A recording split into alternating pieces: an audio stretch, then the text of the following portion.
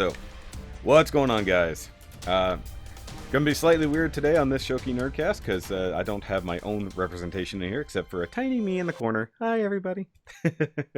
But it's gonna be kind of a one-on-one interview. It's been a little bit since I've done one of these, but down here in the much larger window, I have a Joe KW. What's up? What's going on, buddy? I've actually wanted to talk to you for a while, especially since I interviewed Bobby last year. I was like, I got to get Joe on at some point because I think he and I have a little bit more in common. It sounds like. And then listening to you guys on Nerd Rage Radio for quite some time, which, by the way, go give them a follow on all the podcasts and the YouTubes. Some really, really interesting and fun conversations through a group of nerdy friends. Range from very, very serious to very not serious at all. Exactly, and that's why I like it. Because I talk to Bobby on the regular, and sometimes I give him back some notes and stuff like that on the episodes, and I'm like, dude, you guys help me get through my Saturday morning hell at work, along with other podcasters, but listening to you guys, especially like, because you and Bobby are a little bit closer, not just physically, or geographically, I should say. Yeah. But like, and then Chris, on the other hand, Pinkerton, he's like just a little bit on the outside of the bubble. So like the very differing opinions you guys have is really fun to listen to. And also the Alabama stories of are always great. Baltimore stories and Pinkerton's Alabama stories. Yeah, exactly. And I'm from the South. Yeah, still am. So I'm a little bit further south than Chris. But it's all good. I need to have him on at some point, but he is super busy. Yeah. So go ahead and tell everybody a little bit about yourself. A little bit of history for those who don't know you at all. I'm. What do you want to know? Okay, so what in regards to this hobby? Just in general, hobby, because one, you're kind of a general nerd, but you do love your anime and you love your modeling and stuff like that. So just general background. Who is Joe? Because they don't even know who Joe is. That's true. I mean, I grew up with this stuff. Like, I grew up in Hong Kong. I didn't come to America till I was 10. So like for the first 10 years, like anime, Gundams, all this stuff was normal. It's not even nerd. It's just children's toys. Yeah. So like when I came here at 10, it was 1990. I'm 38. It was jarring to me because none of that stuff exists, and like it was a few year void where I have nothing but like what my grandma would send me from Hong Kong, and that's before like Dragon Ball and all that stuff came out. So when that came back out, when it started coming out here, I was super excited, and then I was into the American nerd culture ever since. Like I've been going to cons, well, for like 20 years, but I haven't gone the last few years because I work on the weekends. Mm-hmm. But like every time I find something new and nerdy, hold on one second. I forgot to plug in my laptop. That would explain why it was lagging ever so slightly.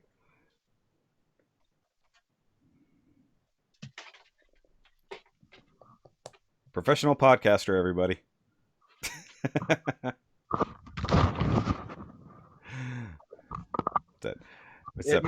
It's that professional podcasting. Very professional. I've been doing this for years. Hey, no, what's funny is the exact same thing happened to me interviewing Bobby. But the funny thing is, it was just because like it wasn't plugged in all the way. It was like, I'm like, why is it dying? And then it just goes thunk, and whatever. That's fun. That is funny. It's a Maryland thing. Speaking of which, I now know more people in Maryland via YouTube than I know here.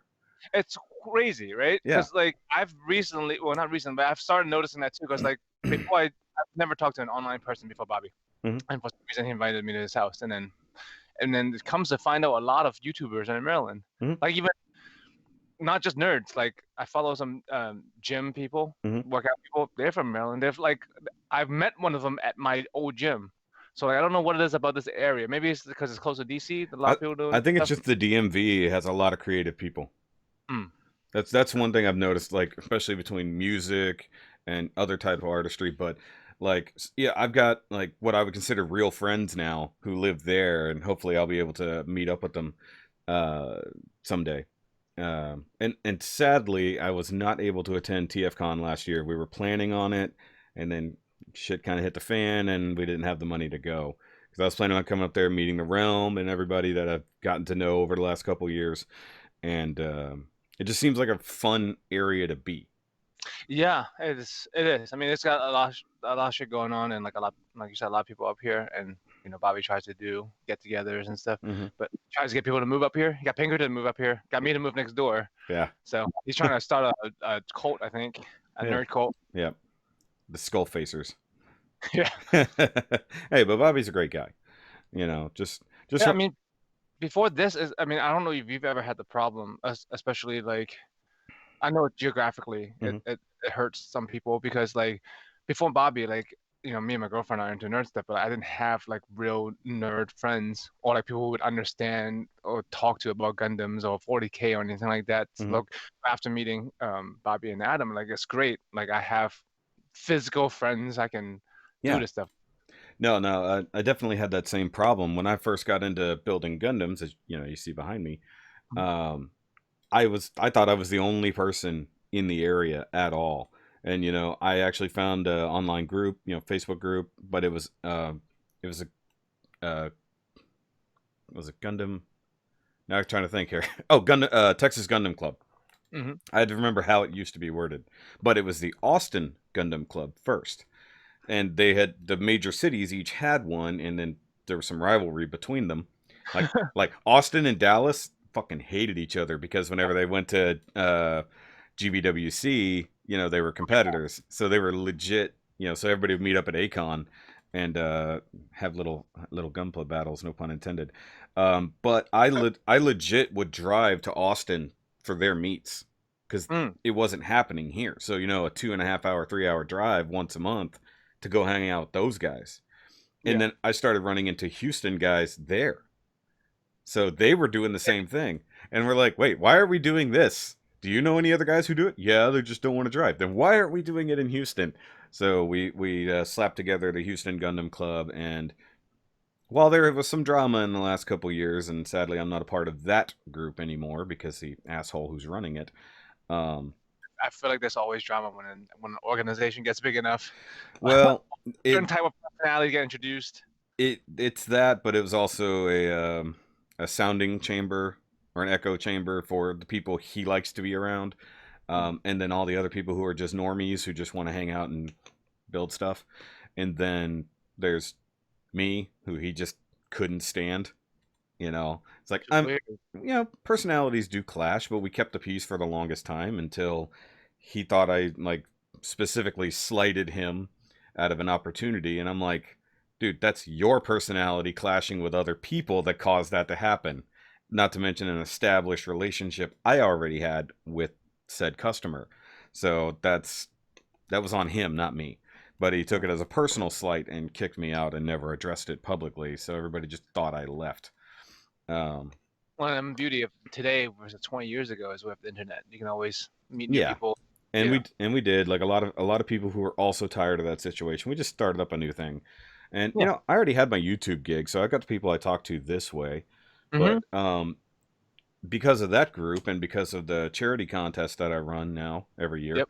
I actually met who's one of my best friends. He's not directly local; he's about 40 minutes away, but Not far.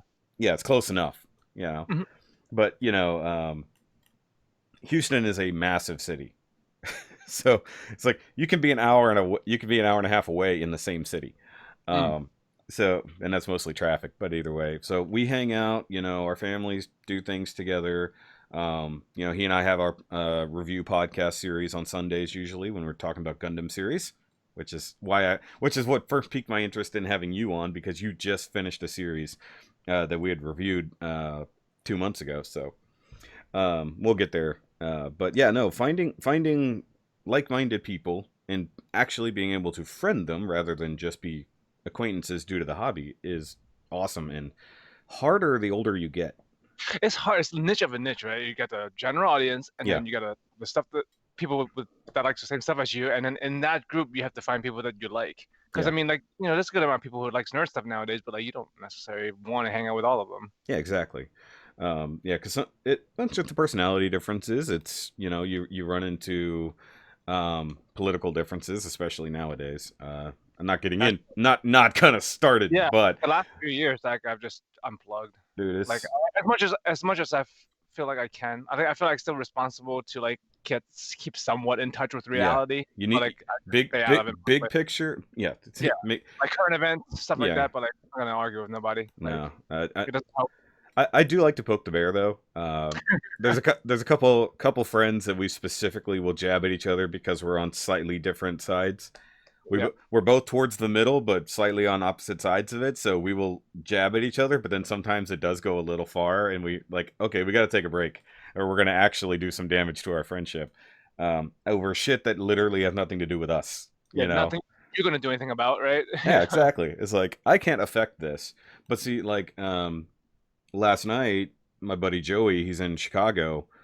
Um, he was worried he couldn't join in on the podcast last night because the rioting, Hmm. and he didn't know if he was going to have to do like a shelter in place or hide or abandon his home. Luckily, where he was the peaceful side of what was going down, so Right. he didn't have to worry about it. But there was some really bad shit happening, like not far away from him. We had peaceful protests here, literally right down the street from me in town.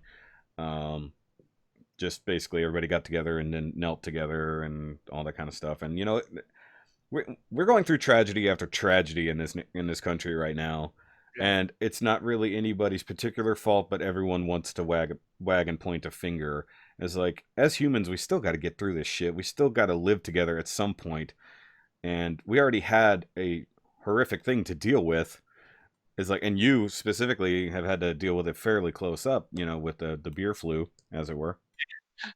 Um, and in my line of work, I have a lot of exposure. I work for UPS, so Yeah. I get around. Um, not to Yeah. mention not to mention More, I think you're more so than me. yeah, I do a couple hundred miles a day depending on where I'm going. In one county, I'll just be like a little bumblebee, just everywhere pollinating. Um, and just got to protect yourself, and you got to get through it, and you got to find the people who are also willing to do the same. You know. Yeah. And it should bring us together, not break us further apart. We, I mean, that's I mean, the only thing I'm looking forward to is like the end, well, not the end, but like how everything shakes up, yeah, so that Move on. life, Like you hit bottom, shit yeah, gets bad, and like hopefully, ideally, it gets better. You yeah, rebuild from where you were, you learn, and then you move on. yeah, So exactly. hopefully we get that. Yeah, because I mean, like, because I know you guys are talking about trying to do a sort of a barbecue or something over at Pinkerton's, Yeah. pretty soon. And I know Skullfest was supposed to go down 2 weekends ago. Yeah. Um, so we're the bigger group gatherings, and you guys always sit down in the same room and do Nerd Rage, and I know it's been hard.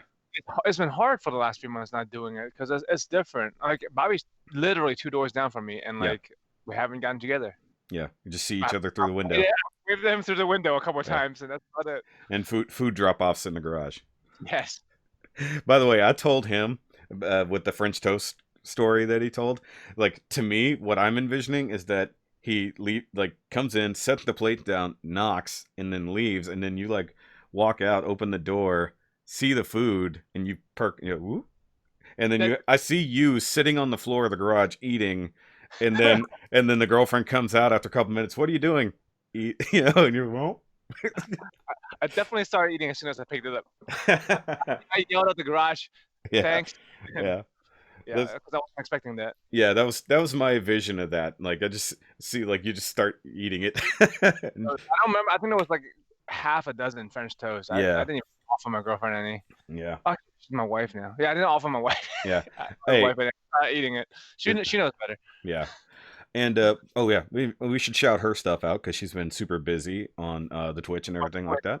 Uh, Keely, Kelee, Hmm. the terrible Hime. Hime is Hime. Like Hmm. it's all Yeah. separate underscore. Yes. Kaylee, the terrible Hime on Twitch. She does all kinds of. She does a variety show, I guess. Like she doing fitness. Her audience wants you to join, so I've started joining on her Hmm. workouts. So she does a workout. She does Gundams on Wednesday. She plays Skyrim a couple of times a week.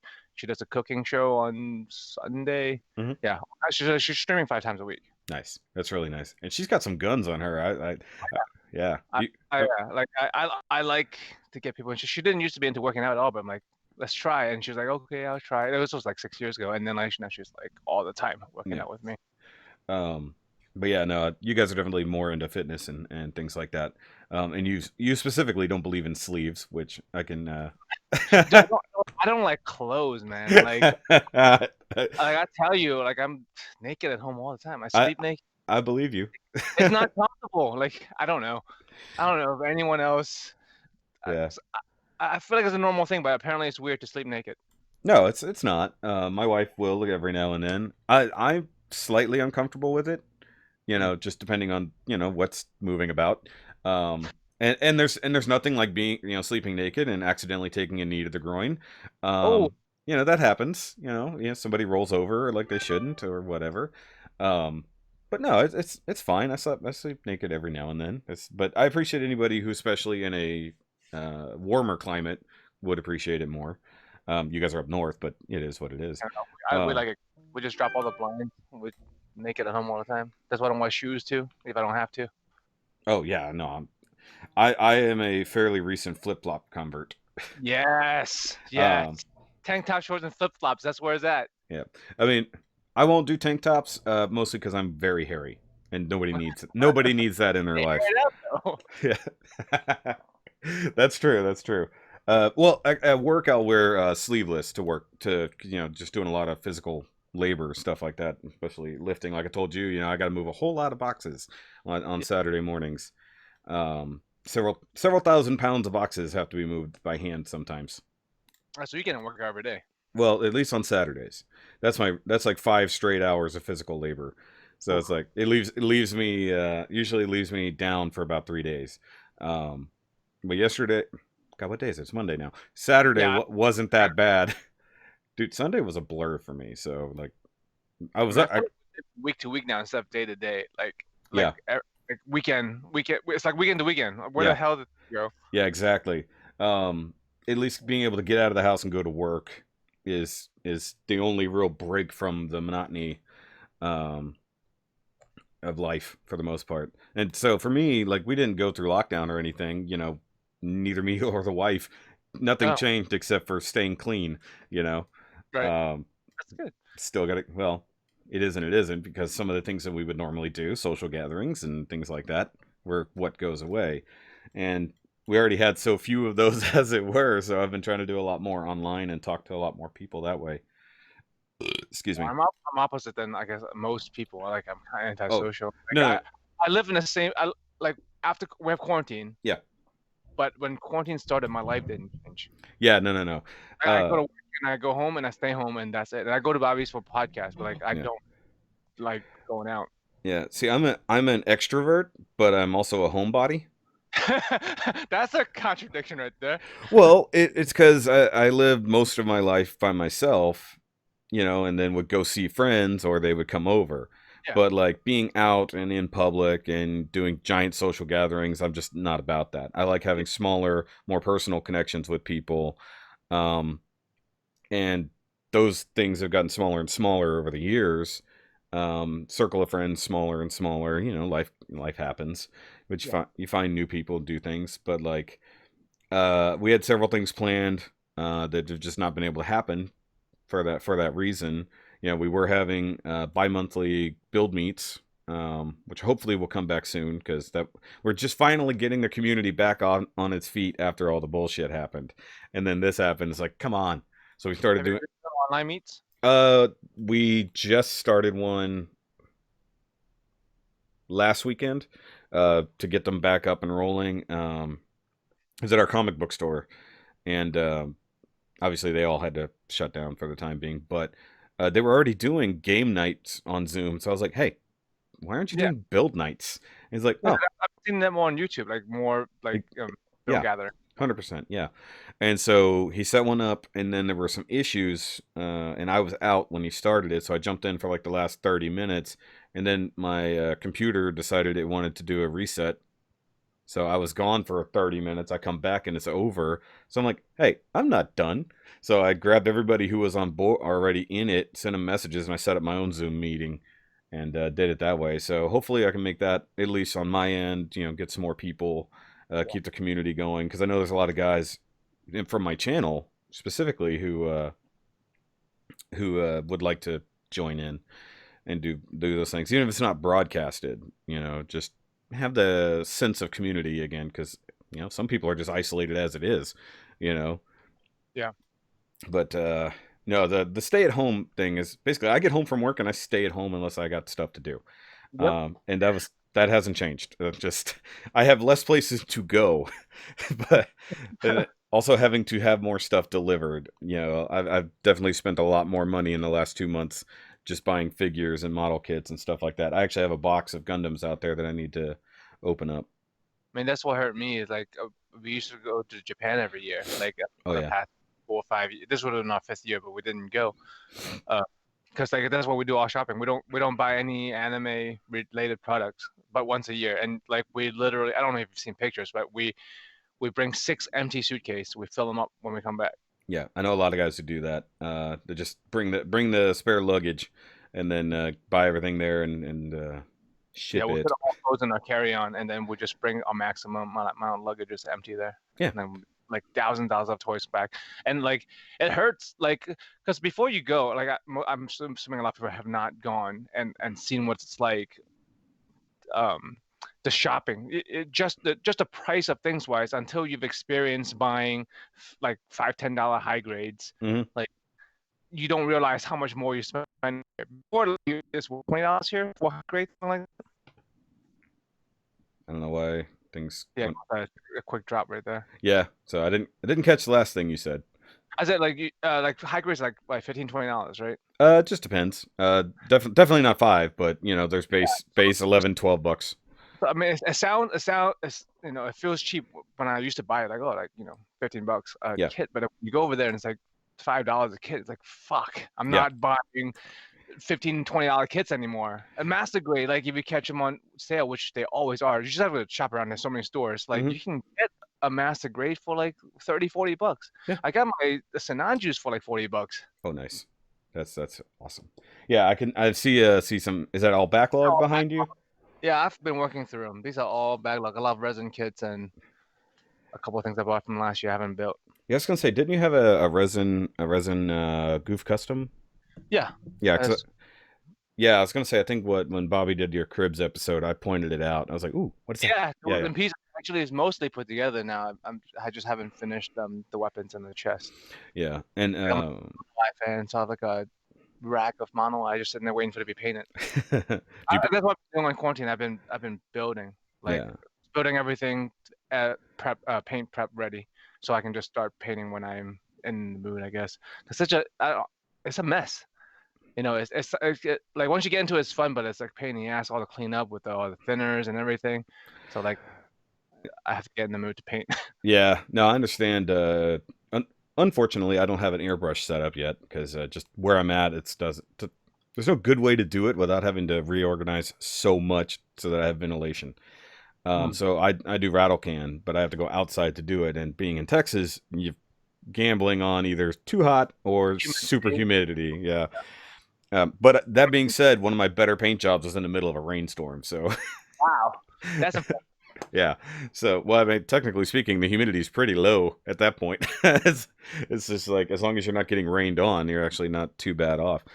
Um, Yeah, I know airbrushing like used to be like a level you have to reach to mhm, like unless you're serious, you don't get to airbrushing. But now it's like really common. Like mhm. airbrushing is more normal now. It's almost as common as regular painting. And like I remember airbrush booths used to be super expensive, but now you can buy cheap collapsible ones for like 100, Couple hundred $150. bucks. Yeah. Yeah. Yeah, and they vent out the window. Yeah, I actually have a compressor because I bought the Gundam marker airbrush set because Yeah, I had a ton of Gundam markers. So, and I did actually do a couple paint jobs with that, but that's more of a broad spectrum painting. Just do the whole thing. You're not going to do any detail work with that. Um, so I have an airbrush compressor just ready to go. It's just sitting there. In fact, I've used it to dry things. Yeah, It's just yeah, yeah, yeah. So yeah. get in the smaller area and just Get what you're saying. Um, but I learned to paint and everything in my teens when my uncle got me into building models, but that was cars. Mhm. Um, and I did a couple like with a really old airbrush, the old jar type where you just screw you have your mixer jar and then you screw it on the siphon set. Yeah, yeah, Yeah, super old. I tried to fire that thing up. It's totally dead. yeah. Um, oh, not even that good. Like soup, like plastic body. Like it was Oh, I mean, talking like from the 70s or 80s. It was his airbrush, and he gave it to me. Used it for a couple things. It was fun. yeah. I think I've maxed out on what I can do with a rattle can. So I can do decent paint jobs with that. So, that's my next step. That's my barrier. That's my next hurdle. Just having the ability to do it. Um, I don't really have a workshop, obviously. If we had an enclosed porch, that would be what it turned into, but it's an open porch, so that sucks. Or garage. A garage would work for me, but we're not there yet. If you have a free window and a small desk, Yeah, that's you need to start. yeah, that's what I was discussing. So if you want to look around my room just real Yeah, quick, so my review set is over there, right in front of the window. yeah. I mean Um, that would be where you would airbrush right there. yeah. So, but ultimately, I don't know if I can. So my closet is there. That's obviously just empties. Now, if I could get my review set there, Hmm. then I could do airbrushing and do other things over here by the window. Yeah. Um, and then, by the way, this isn't backlog above me. This is empties. Backlog is actually over here on my Billy shelf. I have given up on keeping my empty boxes. I love them and the art is great and like they stack so good together, but Mhm. like I just had to get rid of them. I just threw away literally last weekend like 35 boxes, HG Yeah, it boxes. hurts, man. I don't know. I don't know if it's just a collector's thing or a hoarder's thing, but I love me some boxes. Well, for me, it's for when we need to move. So we were planning on moving this month Mm-hmm. originally, but we just barely can't afford to move out yet. So we're just gonna go for one more year, save up our money so we can actually move into a significantly better place. No. So for transport's sake, I need something to put the Gundams in.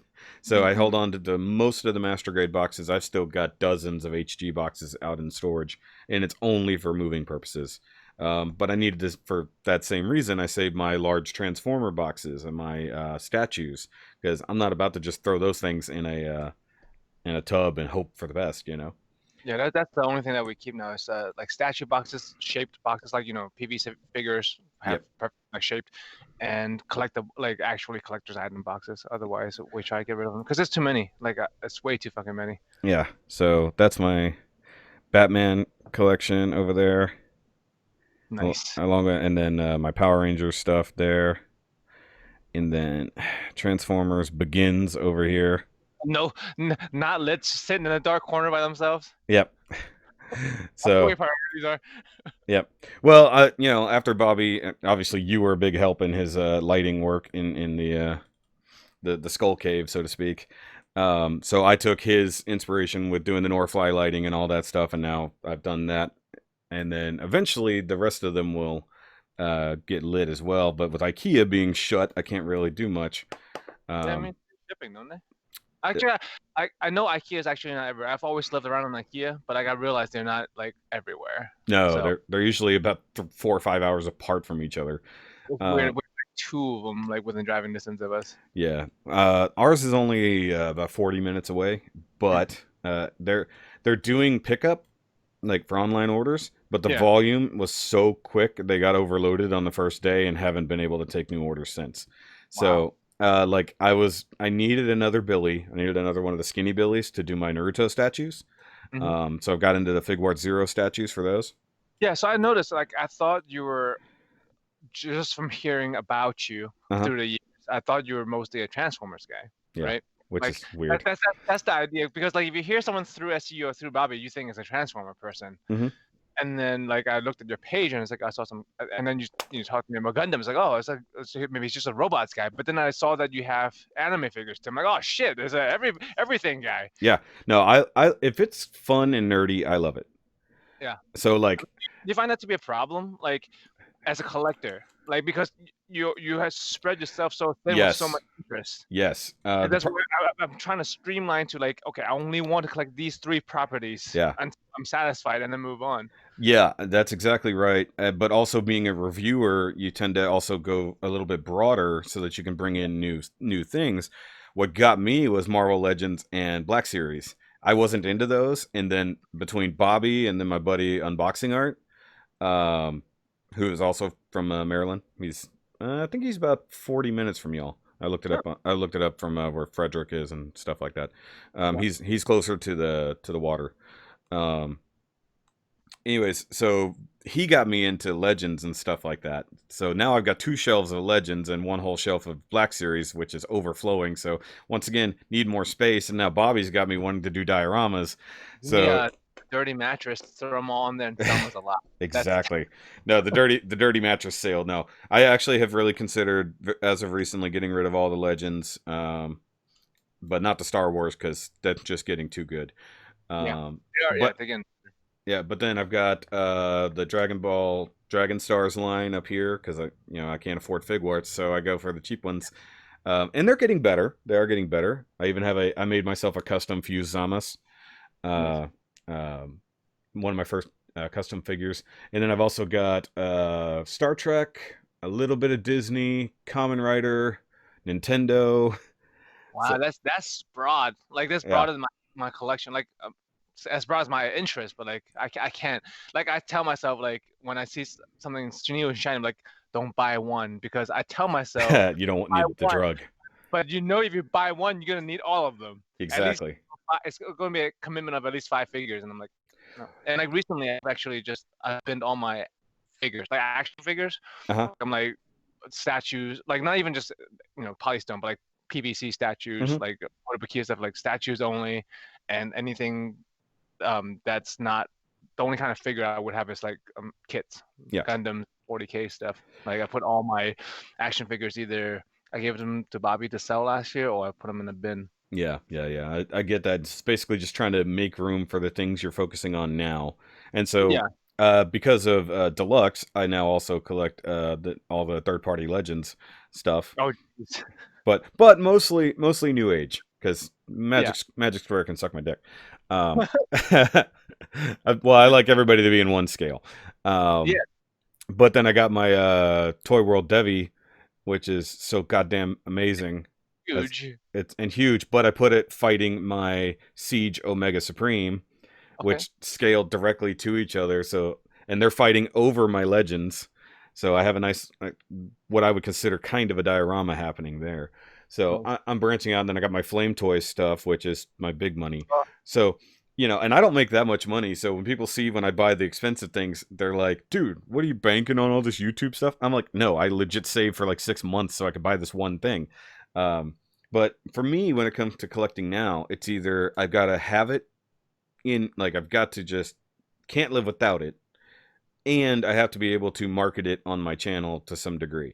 It can't yeah. be, and I And it know, helps you have a channel that like you have an excuse to get stuff at least. yeah, Like I'm getting this, but I can review and make a video out of it yeah, too. that's the way I look at it. And surprisingly, the Naruto statues have not gone very well because I guess That's very niche though. Like it's statues, it's weird. Naruto's super popular, but like the merch isn't yeah.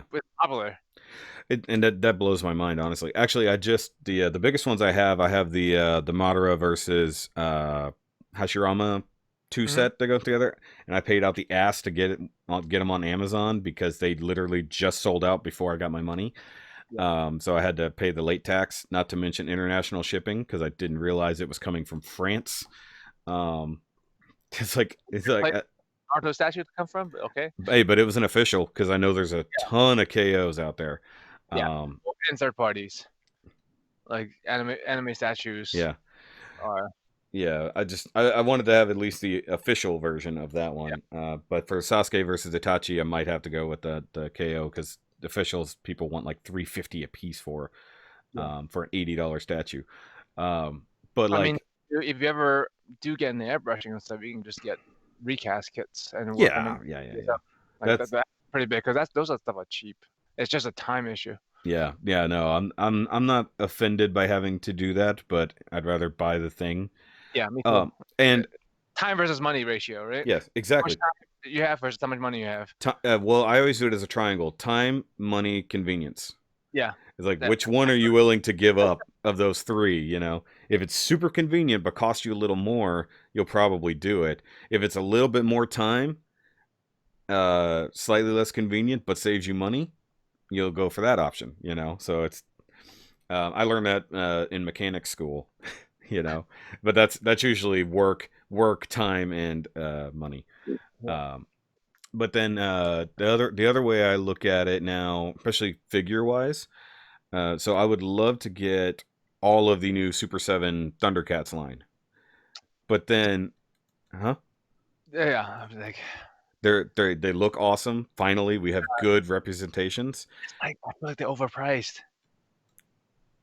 A little Right? bit, little bit, They're little they're bit. s- for their size. I mean, they look great. We don't have many great things. Like I have the Hard Hero statues from Yes.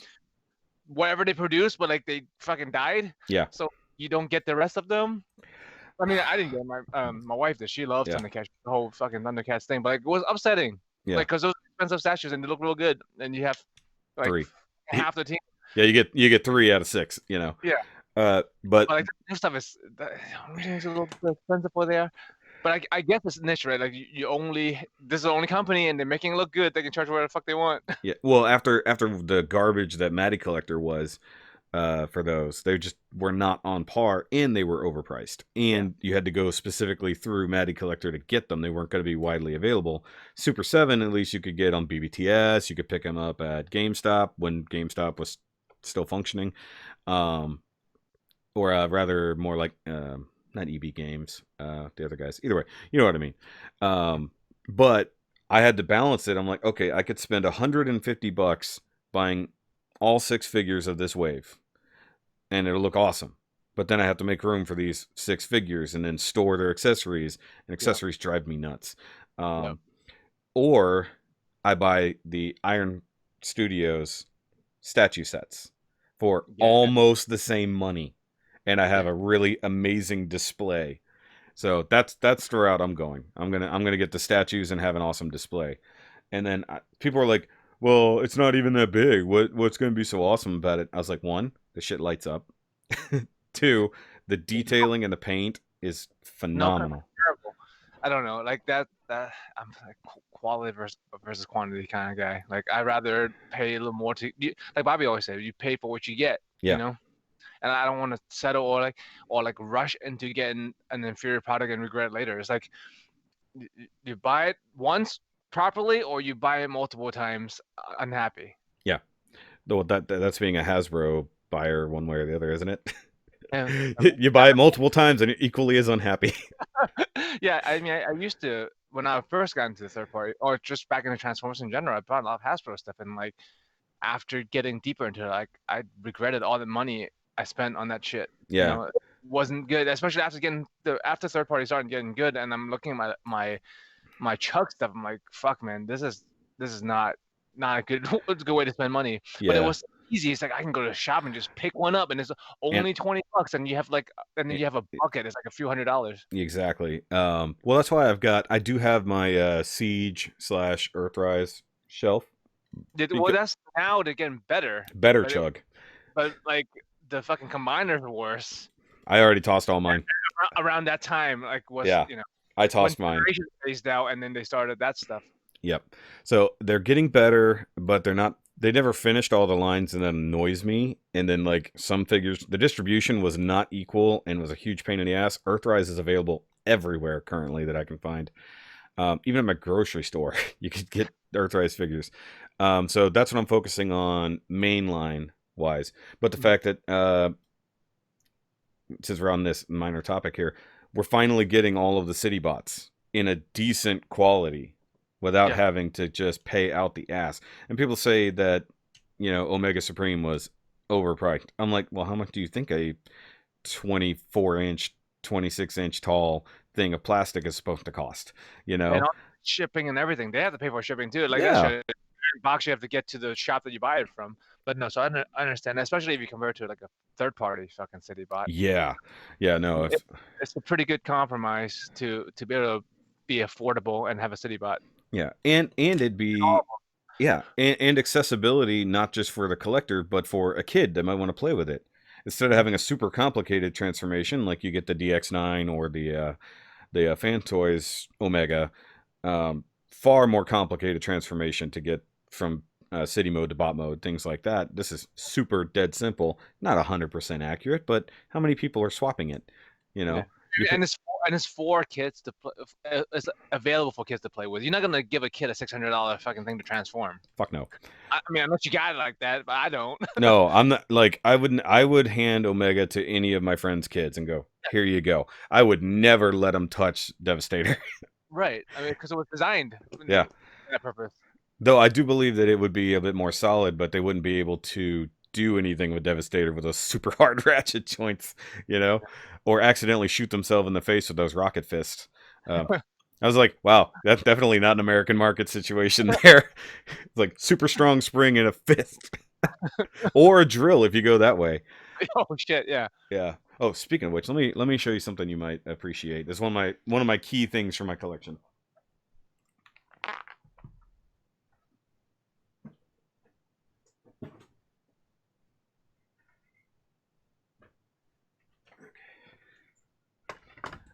Ugh, I just sit back down here. So. Oh, yes. Yes. And it's the. Yeah.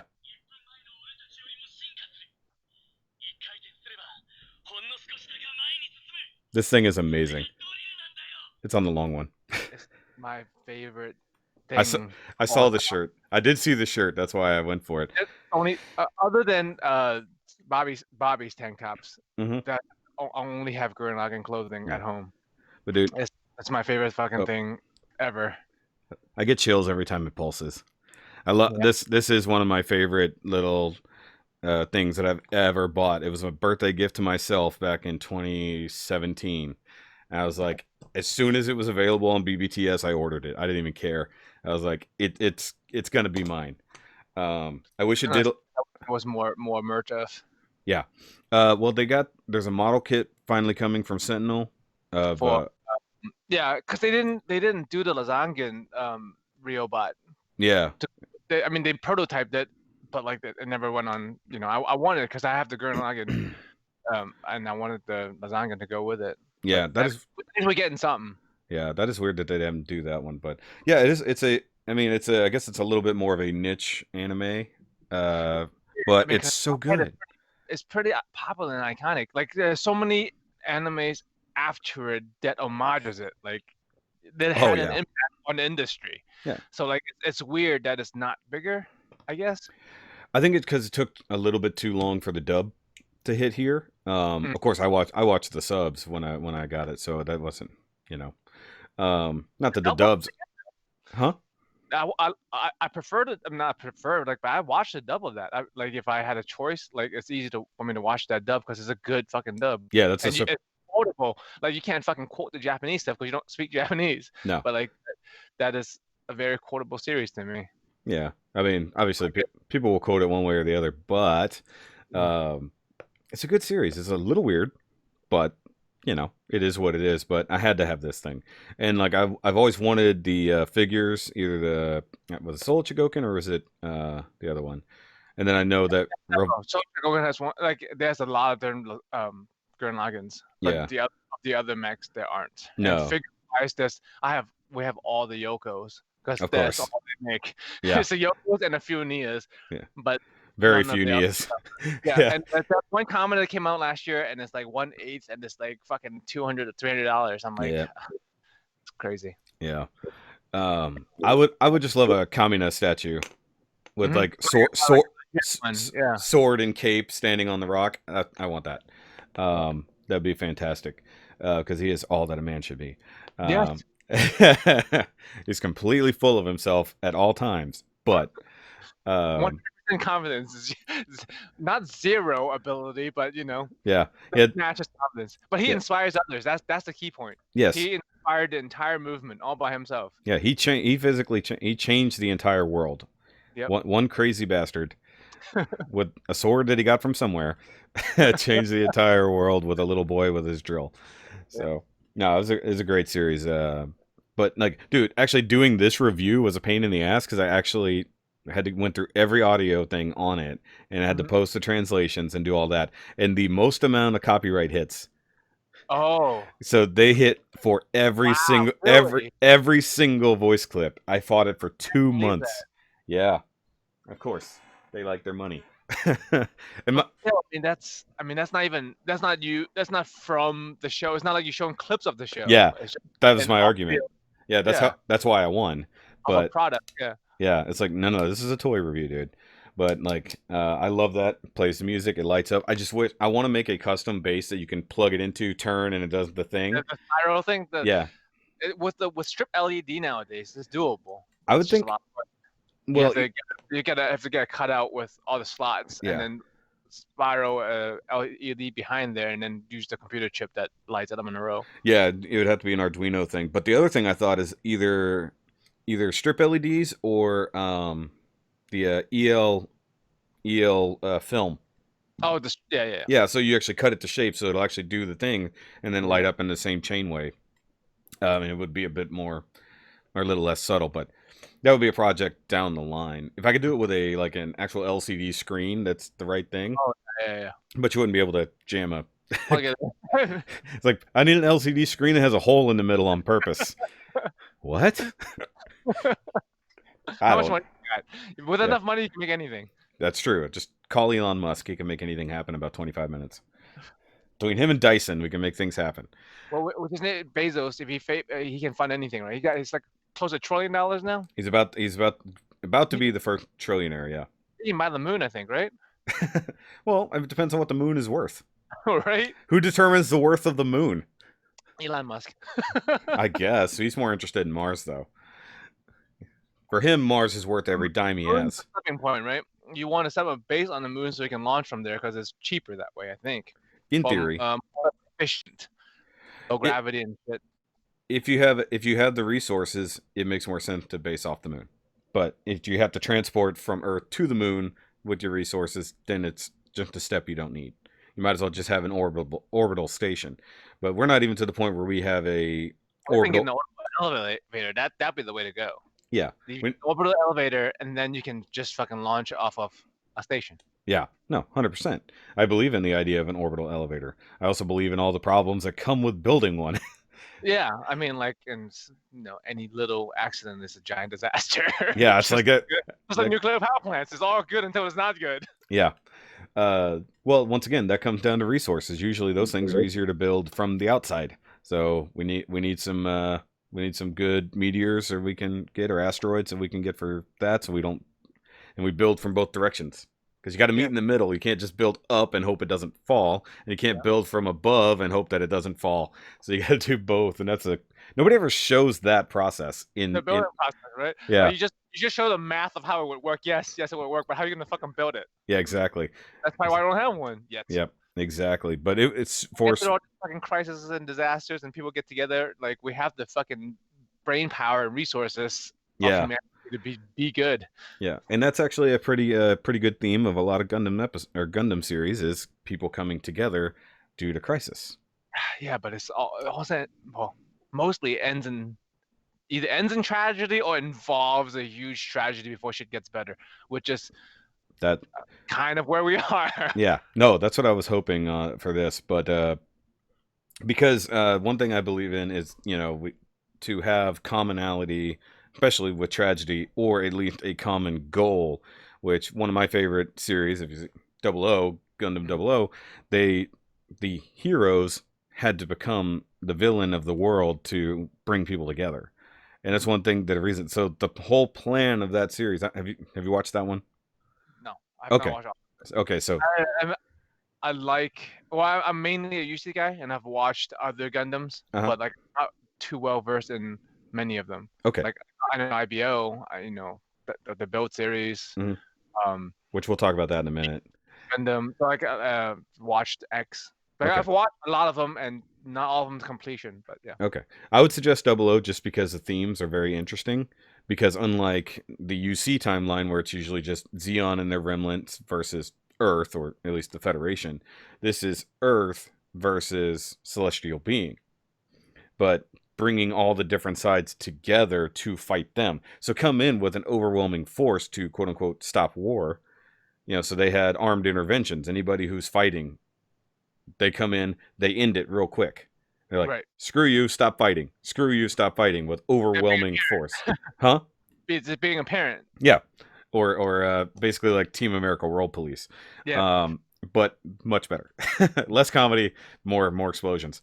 Until the world comes together and evolves to fight them, and it's all in the efforts to get the Earth ready for the quote unquote dialogues to come from outside of Earth.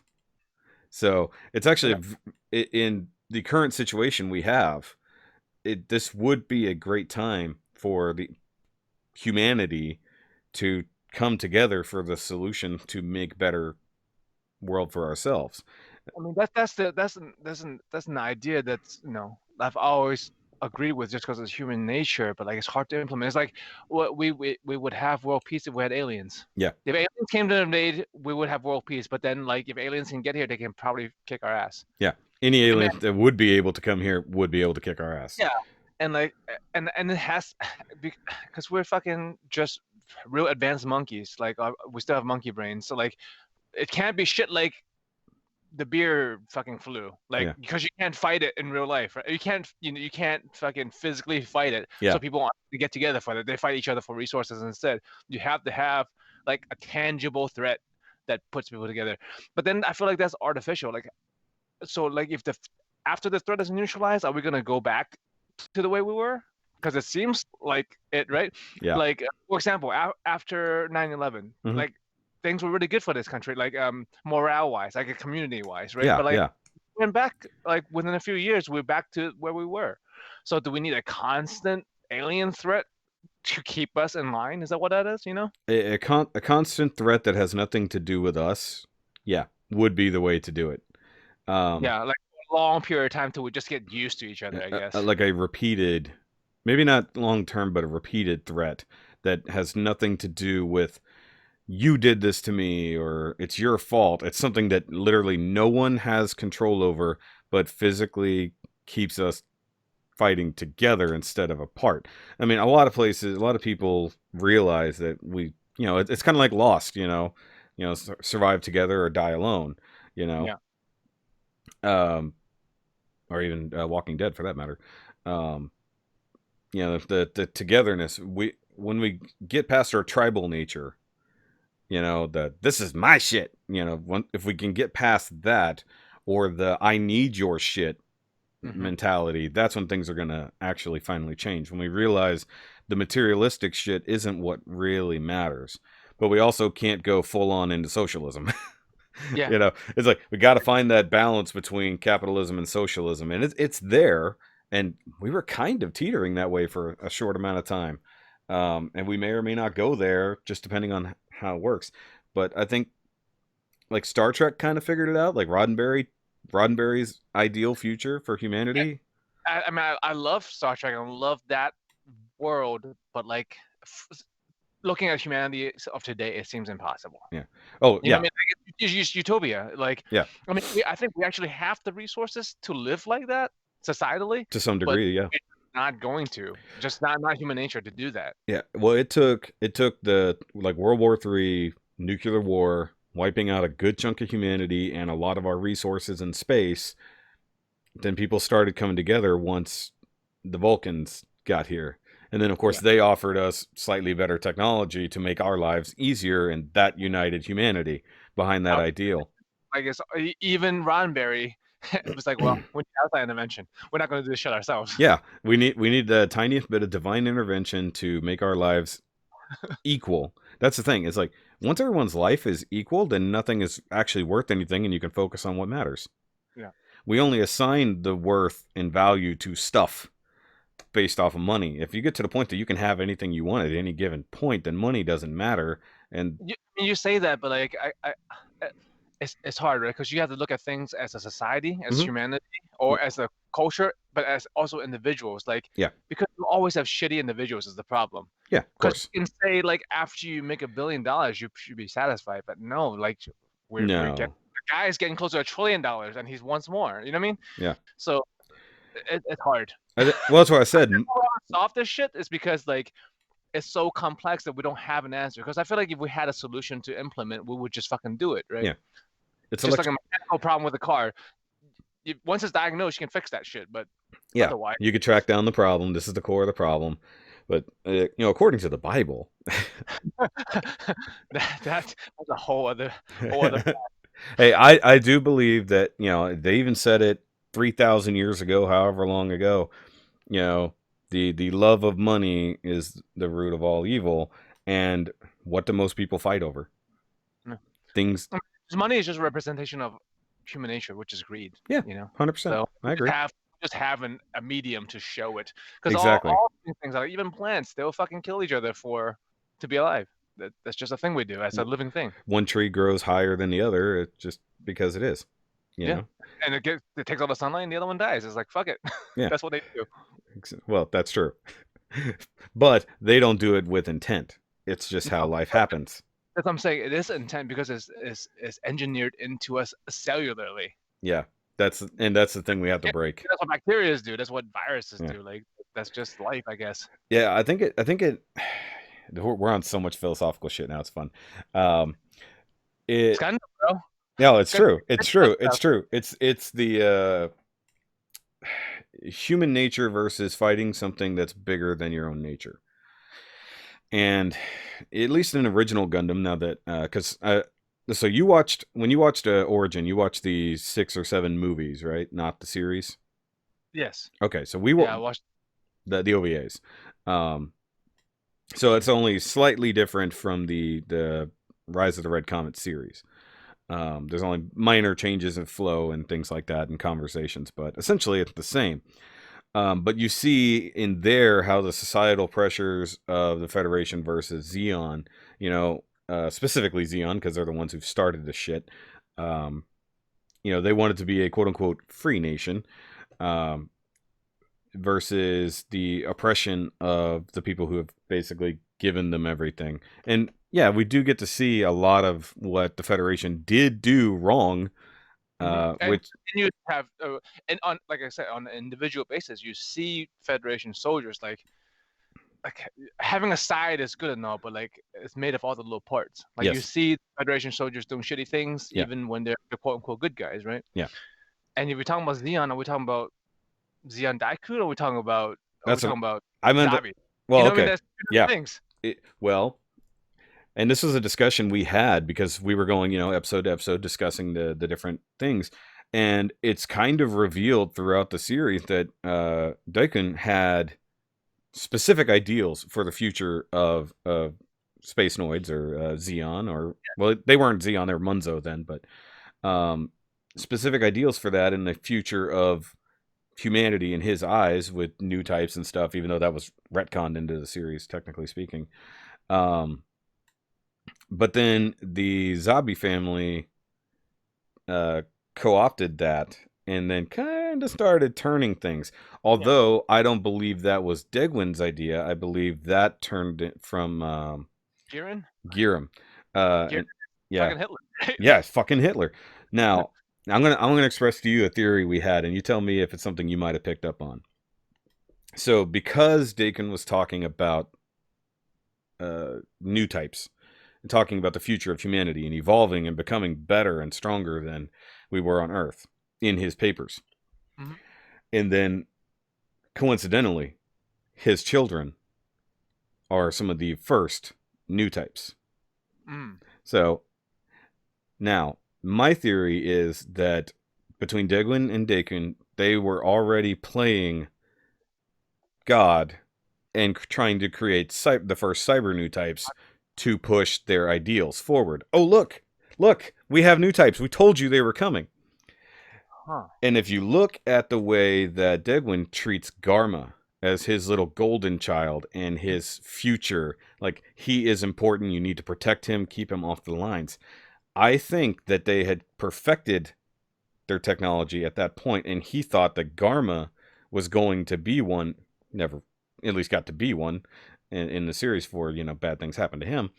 But whereas Char and Sayla both evolved further, like they just happened to have the better genes to support it. And also along the lines of what happens with most cyber new types, they kind of lose things. And as we see Char, the more he gets into it, the more kooky he gets. Well, cyber genes really lose their shit though. They Yeah. fucking nuts. With Garma, I always thought he was just the youngest, the baby boy, like Yeah. like the favorite kid. Like after watching Origins, right, you get a little more insight than just watching the original 007 and 9. Mhm. So it feels like as Dagwin gets older, Yeah. he realizes like this shit is not good. Like Yeah.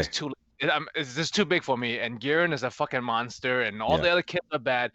But Garma is like my one good thing Choice. left on this world. Yeah. Like the one thing I made that's still kind of pure, and like he should have been a scholar. Yeah. So I feel like that's why he would favor him. Because I'm like an interesting theory, but I don't. He's never even had an inkling of like any kind of new type abilities, right? No, not at least not before he died. But he also didn't see as much battle as Char, Right. which And brings Char, it out. like it's hard to say whether it would be a cyber new type situation why he's so fucked up versus he just had a real bad childhood. Oh yeah. Well, He's really talented, real smart kid, knows Yeah. what's going on, Yeah. saw the whole political thing, and then also lived through a lot of tragedy. Yeah. With Everything. Allah, every fucking thing. His Yeah. life is tragic, even though he is, an antagonist. He did a lot of bad shit, but like a lot of bad shit still happened to him. But also as Origin, which is great about the way they scripted Origin, is that you start seeing them as the heroes Mhm. and the Federation as the bad guys. Whereas original Gundam, it was grayish, but especially with his original intent. But I love that you feel all these feelings towards Char, and then he starts doing the shitty stuff near the end of the series, and the way he treats people, not to mention just casually murdering his Friends and supporters and shit. yeah, Like, just to get and Garma, further. I feel like he actually considers Garma a friend. I- I think he did, and Yeah. he killed him anyway. It's Yeah. not like he was using Garma all along. He's like, oh, Garma is a fucking silly, spoiled kid, but I still think he had friendly affection towards him. No, I believe it too, but I also believe that anybody would have been a tool to get him to his ultimate goal, and actually having somebody who kind of worshipped him and wanted to learn from him, in the same way that kind of Sayla did, up until he just got too focused. He's like, look, I gotta go do this thing. I'm taking my chance now. I coincidentally look exactly like this dude. Char. Yeah. I mean, that's where it started, man. He just fucking killed Char. Yeah, as we call him, original crispy Char. Yeah. But No, I mean, it's watching Origins is like similar to like what you get out of Star Wars. Watching the prequels. exactly, Like, that's or you know where this goes. yeah. We exactly made that connection. It's like, okay, well, we know the end result, but it's interesting to see the prequels. Like, how did we get here? Like, they could have called it that, huh? Did you read the Origins manga at all? No, I did not, but I've seen some of it. It's good. I mean, like, cause you get the armoral Mhm. stuff. You get a too. little bit more expansion on certain objects, yeah. But Char stuff doesn't come into chapter 30 or so. You Really? get the original like Gundam Rise. Yeah. All that and Char, and it wasn't until after Char gets Garmin killed Mhm. that you flash back to two Origins, the series. Like, to Interesting. see his past. So like, yeah, so it gives you a little bit different perspective. Kind of like us, we watched 0079 first, and then we watched Origins years later. So we have that in mind. We didn't start with just Origins. Yeah. Because I feel like if you're a brand new Gundam fan and you start Don't with start at Origins, you know. Well, see, Yeah. actually, for myself, I've never completely watched original 0079. I know of it. I know of the events and stuff like that. I didn't start in UC. I started at Wing and then went everything new after Yeah, Wing. yeah. But I've been retroactively going back a little bit. So for me, it is like watching the prequels.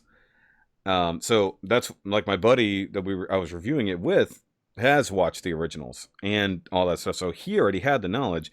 And then my other friend who came in occasionally both watched the originals and has read some of the manga, and then also had the novelization, which is totally very different. So getting a bunch of different points of view, along with me being really not into UC except for newer UC like Unicorn, Narrative, stuff like that. And then But that learn. makes them so much more though. Yeah, exactly. But that's also where like I started seeing it from an outside point of view as to how new types came about in that Yeah. manner, at least for Xeon, because seemingly Earth can have natural new types, but and then of course later they do a lot more scientific manipulation and stuff like that. Once they know what they are, they're like, hey, let's make more.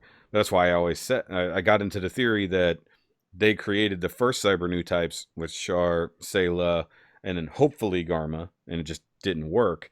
But I also thought that maybe Degwin had been doing it all along with his kids, because if you look at all the Zabi family, they're all super different. Yeah. Like you got Giran, who's like a super genius, but Yeah. also a megalomaniac. But then you have Cassilia, Which is who's like a little bit less crazy than him, but still fucked up. yeah, super fucked up and ruthless. Yeah. Um, and then you get He said Garen is fucked up, which is crazy. This exactly. how fucking crazy Garen is. Yeah, exactly. And then you get Dozel, Which is a who good boy. Like I feel the worst for him out of anybody. I do too. He's Uh, actually he wants to be a good dude.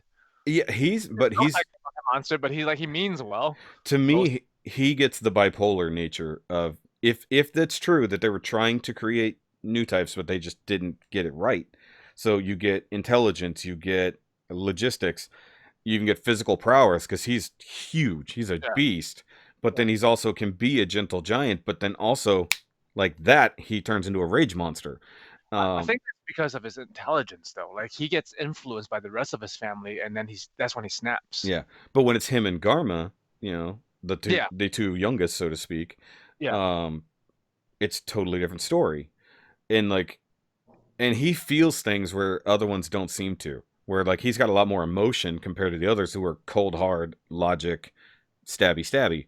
You know, Because even the oldest, you don't see much of him, but he gives off that vibe. The political one, the one that gets the one, bombed. yeah, the one who got what did we call it? He came down with a sudden case of explosions.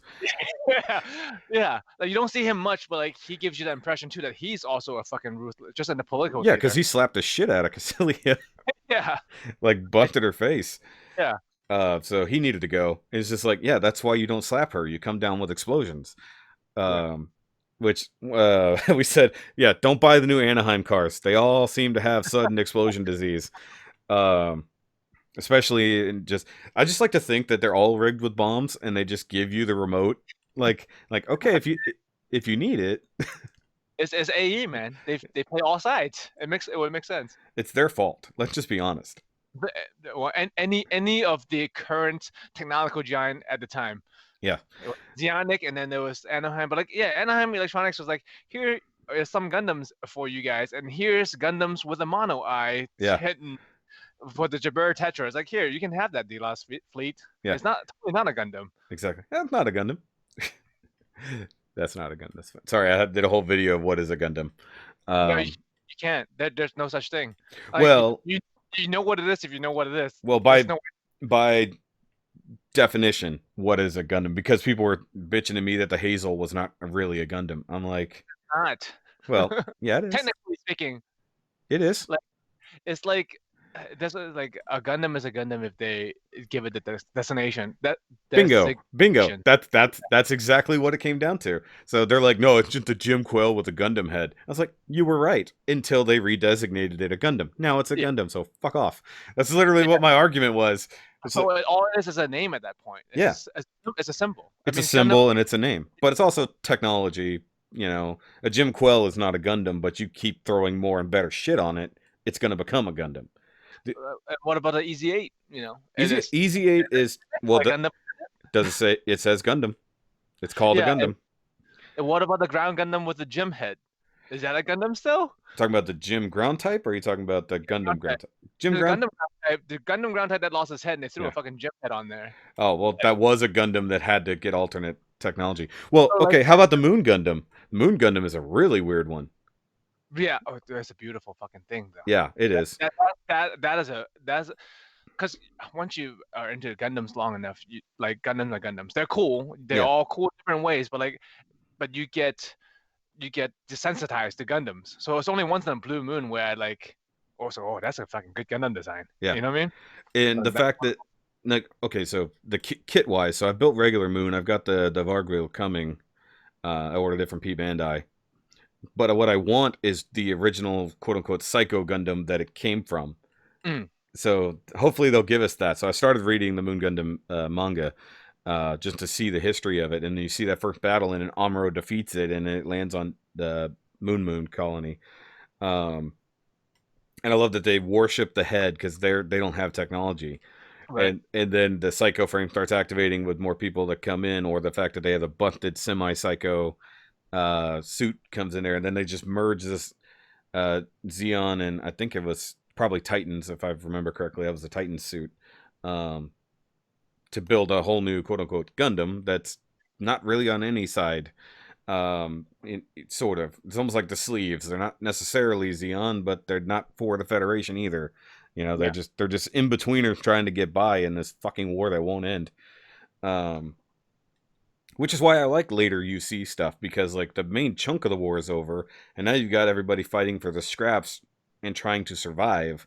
Plus, you get some really cool fucking Gundams happening. I mean, it's convoluted and it's messy, but it's realistic because that's how our world is. It's human. That's what it. It's not just one side versus another, and that's that. You know. Yeah, there's more side than you ever think, and I think that was. I think that's where Seed kind of got a little bit in the weeds with the we're gonna play the middle versus the sides, and then I liked Seed. Much either. Huh? I never gotten much of Seed either. Like I don't know. I know a lot of people start with Wing because that's when it's on Toonami and that's when America's introduced. But like I have a weird relationship with Wing because like every time I hear Wing, I just fucking like Wing to me is Beast Wars to Bobby. That's how I feel. Okay, that's fair. I'm glad Wing introduced so many people to Gundam, but like the people who went onto Wing and just stuck with Wing, I'm just like, at least technically that unit. Power Rangers of fucking Gundam. You know what I mean? It's a boy band of Gundams. Okay, that's true. It's true. It introduced a team aspect to it. A team of actually nice or different individuals. I actually appreciated that they weren't all like Amuro clones. You know, right. They were all fucking. They introduced the trophy Gundams. This is true. That's like the fucking Sandrock and the fucking not that the designs aren't great, especially the later iterations of them. Yeah, like the Verka, the endless waltz and the Verkas and stuff like that. Speaking of that, we got the new Wing Zero custom Verka coming now. Which I'm like, come on, like you already have a Wing Verka. Can we do something more interesting, please? No. Not that it doesn't look good. It looks good, but like it's like. Yeah, but no, it's not fucking exciting. You know what? I just on this topic because people keep asking me about it. It's like, oh, what do you think about this? And I'm like, well, one, I have no influence. So if they were listening to me, I want a Verka Atlas because I think that'd be fucking phenomenal. Do you like the Atlas? You're the only person that likes the Atlas. Okay, compared to the compared to the full armor Thunderbolt, it's really cool, and I think the HG was so limited that they didn't do enough with it. I love the design. I love the quirky aspect of its abilities. But I think, one, it was super short-lived. It got its ass kicked in its first fight. And other than re-entering the atmosphere. I think it's a very versatile weapon that got no time to show what it could do. And I just want to see a full MG of it. And the only person who's going to do it's Katoki. Because the Thunderbolt line is what it is. It's already weird. So ugly. I don't think Katoki wouldn't even touch it. I can't imagine anyone making that thing look cool. Like some people like it. I guess you like it, but I have not talked to anybody who actually like the aesthetic designs of the Atlas. I liked it. I like the black, the yellow, and the white. I like the color scheme, but it looked like I don't know, a bunch of balls stuck together. It's the weird spherical joint design. It's like look at it this way. It's like the Revoltech Gundam. Yeah, kind of. Yeah. It's Revoltech the Gundam.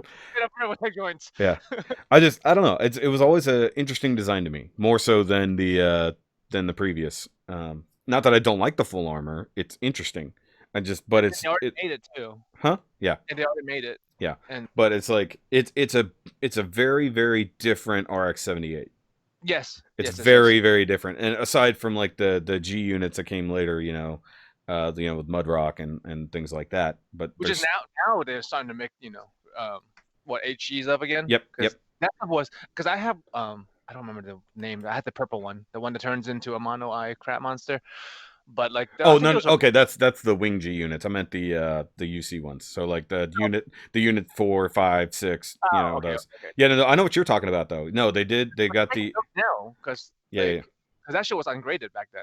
I think Ungraded, yes, correct. yeah, but Now now they that make graded versions of yes, those. so and P Bandai because Of course, they know it's going to be like a niche, but also with access to proper P Bandai now, yeah. uh, That's what I'm saying. We can get P it's a Bandai now. It's and fine. it's affordable in comparison. Why did it take them like fucking 20 years to realize they have a market here in America? I don't understand. It's not that they didn't realize it; it was that it was how Bluefin operated. Now that Bluefin is not a separate entity, now that it's been absorbed into Bandai properly, that's why it can be a thing. That's why we're getting model kits in Target and in Hobby Lobby and at Walmart and GameStops. So because of the Bluefin uh, joint, whatever the collaboration, whatever you want to call it, um, it makes a lot of things that weren't available. Like Target has not just model kits, but other stuff that Bluefin has. Other Bandai properties now are available in like the Bluefin chunk of the toy section now. That's sort of moved the wrestling stuff over, and I'm excited about that. One, they are like the normal price. You wouldn't think that Yes. you walk into Target and you buy an IBO kit for $11 or Yep. whatever it is. Now I Yeah. know that it's also No, that's a good alternate timeline. we could talk IBO. That was we reviewed that series as well. And uh, I have I don't even know how many shelves of IBO kits down here now. Like five. I see that you have them themed. I see build. I see. Yeah. So I can't tell where the hell my camera's aimed. Okay. I see Thunderbolt down there. Yeah. So Thunderbolt is over there. I've got everything that way is all HGUC for the most part. These are my custom shelves here. I don't even know if you can see where I'm pointing. I can tell because you have a red wing, so I'm like that's definitely a custom. Oh yeah, that's my Christmas tree topper. That's my Wing Gundam Noel. Paint, painted up to look like Santa. Has wreaths around the joints and has a candy cane weapon. Um, and then down here, so this is my Yellowhorn shelf here, and then down there is all the Tekadon, and the other guys. I forgot the names off the top of my head. And then it's kind of spread out because I got my IBO season 1 shelf over here that's behind me. It's actually in a decent display. I guess I can move my chair instead of being an asshole. Let's see. The camera can move and do things, so you can see a little bit better here.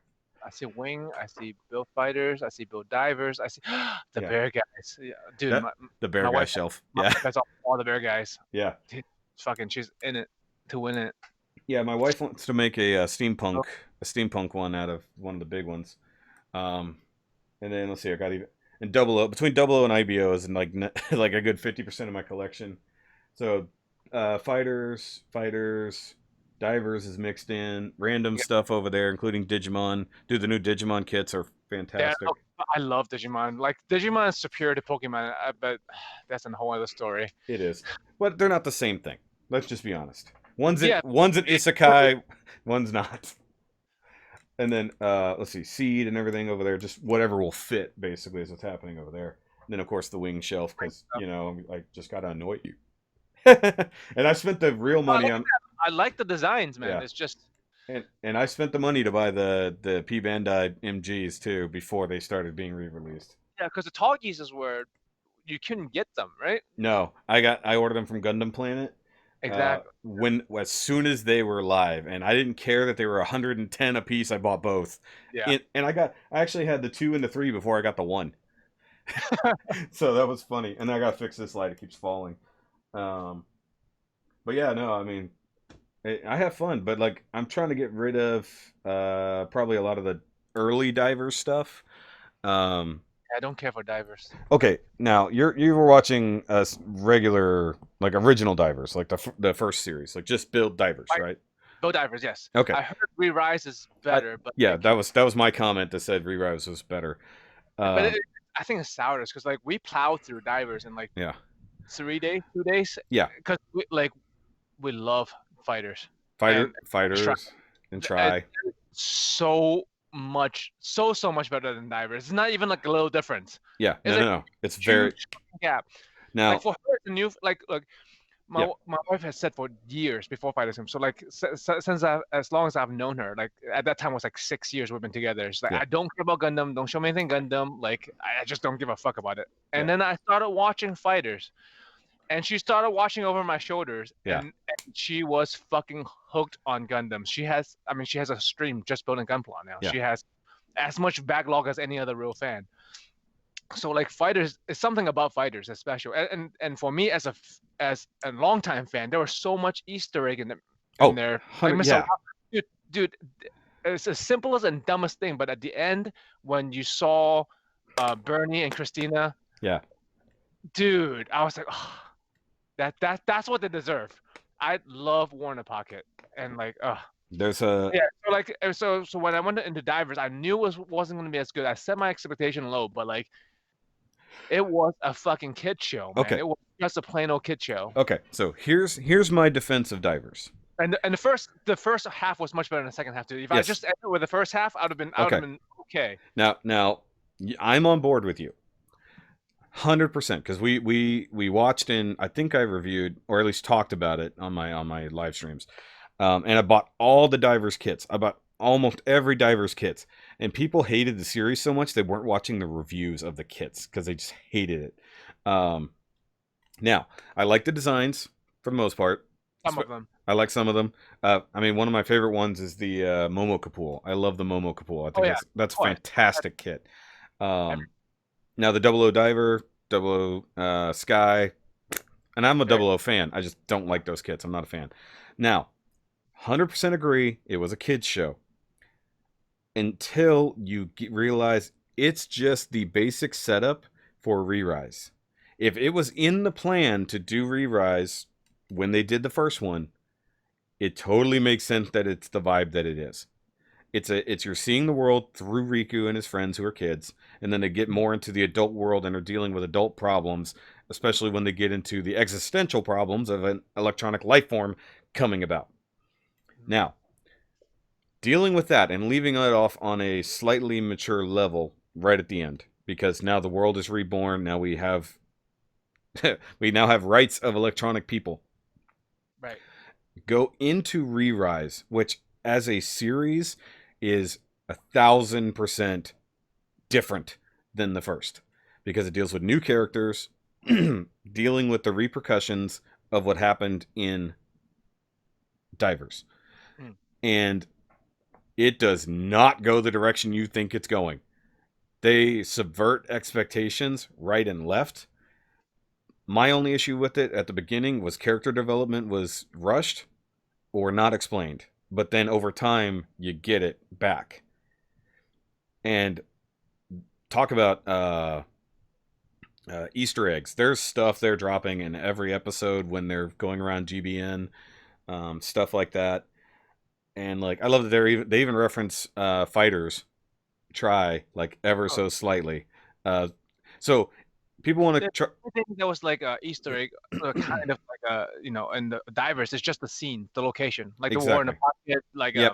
Yeah, they there, like all, and access is there, but Yep. yeah. But then there's also this is so people try to connect the two series, fighters to divers, and they're not. That's not in the same world. That's the world. No way. That's doesn't look like the GBP or whatever. The other battle is similar to fighters, but Yes. it's not the same system. No, it's not. It's not. No Plavsky particles or anything like that. Yeah. But because this one is referencing all of Gundam fiction, and then you see a kit that was in Build Divers or Build Fighters, that when they're doing the quick cuts at the very end, showing off different stuff, there's actually a Tryon 3 custom. Oh, nice. So it's like, okay, so within this universe, Build Fighters Try exists.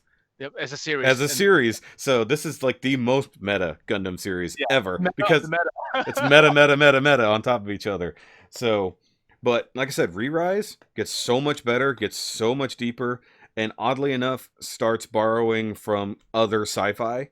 I won't tell you what it is because you'll figure it out. Um, I don't want to. I like this series so much that like we couldn't wait. Like when the episodes were coming out, like Thursday morning, like on it instantly, Is so it that we over? could. Finished? Huh? Is it finished yet? It's not finished. It's on hiatus due to beer flu. So they had to stop at episode 18, which was So only 6 episodes into the series, the next season. Um, so they leave it. They leave it on a cliffhanger. So the previous season, they leave on a cliffhanger and a sudden like holy shit moment, like big realization, big cliffhanger. 5 months off, and you're like, what the fuck are they gonna do? Like that so, was so I'm definitely well. I was planning to watch it anyway because it's Gundam, but yeah. like now I move it towards higher on my queue. But as if you know me, I'm not gonna watch anything until it's over. Yeah. Well, yeah, I know. Yeah. That's why you waited so long to watch Clone Wars. Yep. So the you can watch the first season if you're fine with that because it's only 13 episodes, so pretty goes pretty quick. And then it sucks that we're stuck where we are now, but it's actually a good cliffhanger. And you probably need the breath. It's actually doing the service. Like the diver's name is giving it the service because when you hear divers, you have a certain expectation of a low expectation, but it's But actually better than that. but that's why it's amazing that it turned it around the way it did. Because yeah, Divers original was so bleh and so it was the what I called the Pokemon of Gundam because it very much was. All the designs were there. I liked some of the characters, and some of them do roll over, like Maggie or McGee. Dude, how fat is his ass? Yeah, I feel like we were getting trolled the whole show The because whole always just show. ass shot of him. And also, apparently, JoJo exists in this universe as well because he is 100% a Yeah, JoJo reference. yeah, he's got a Joestar on him. Yeah, literally. So he's one of the only crossovers specifically into Good, Re-Rise. my favorite. Not Yeah, me and my wife's yeah, character. but as a neutral character that is there to guide and help, it makes sense for him to roll over ever so slightly. I don't want to spoil the connectivity, but because I do genuinely enjoy Re-Rise as a series, and like it goes into almost like some of IBO's writing, um, Wow. kind of in the way that tragedy is allowed, Yeah. and It so was like I don't think they lost a single fucking even skirmish in divers. Not, uh, not they technically locked against Ogre, but it just sort of ended. yeah. Yeah. Oh, Yeah. and seemingly Ogre is coming back because we already got his kit revealed. Okay. So his custom GPO2 from the first one, the kit is released. Actually, I have it out there. Spoiler. Well, nobody's going to see this before the in the kitchen video. So I ordered that because it comes with the version from season 1 or series 1, and apparently his upgraded form in this series. So you can do both with it. And they've teased the Champions suit already coming. So at some point he's going to show up too. See, In the his camp pales in comparison to the Majin. Okay, that's true. But Even the lady Majin, which you only saw for a minute, she was her vibe was good her lord. swag was too hard. Yeah. No, yeah. She had a bigger dick than everybody else. Uh, Yes. Lady Amazing.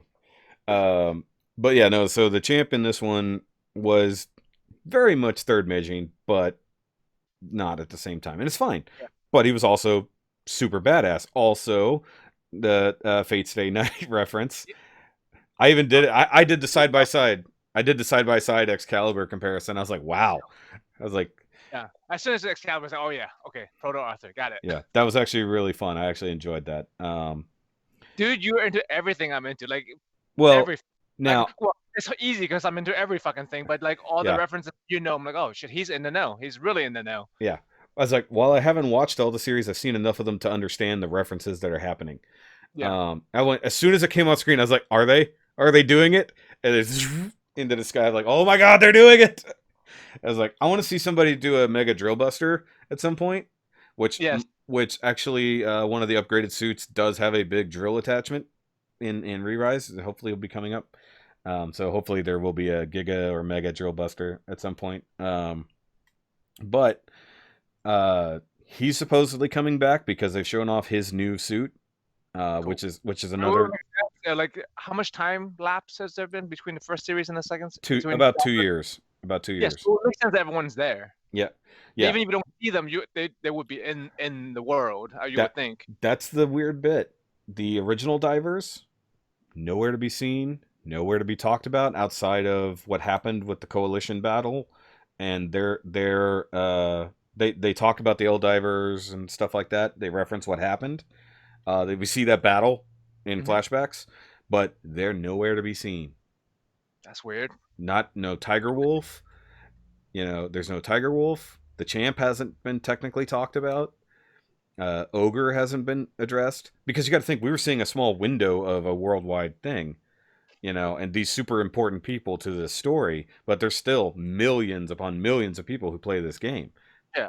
So, not seeing somebody who should have been there, I feel like they're only gonna come in and intervene at like Maggie saying, "Hey, this needs your attention. Maybe you should get involved now." I would assume they are in the what exist. Like, you just don't see them. They should be there. But here's what's funny. So the reason why the Re-Rise series is different, they end up borrowing the name Build Divers, but with a lowercase I. That's like the main change, because not a real spoiler, what happens in the first episode. The mission they go into, for some reason, Build Divers is already the name on the screen.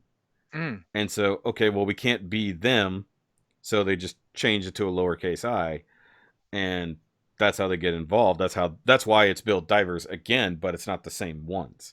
And actually, if you look at the logo, they do change the I to a lowercase I just for the logo. Nice. And dude, it's some deep shit in comparison. It's okay. So the one of the, other than you win every fight thing, the only other thing is that I had problem with is that's not enough consequence. I guess towards the end they were yes. because I totally understand the first arc, right? I'm with the hooded guy, like like this by him saying this is phony. Like, I get it, this is fake, this is virtual, this is not real. You're really battling, and this is not a real battle. And same with, like, in fighters, like, when you fuck up, your shit is fucked up. Here you just kind of reboot.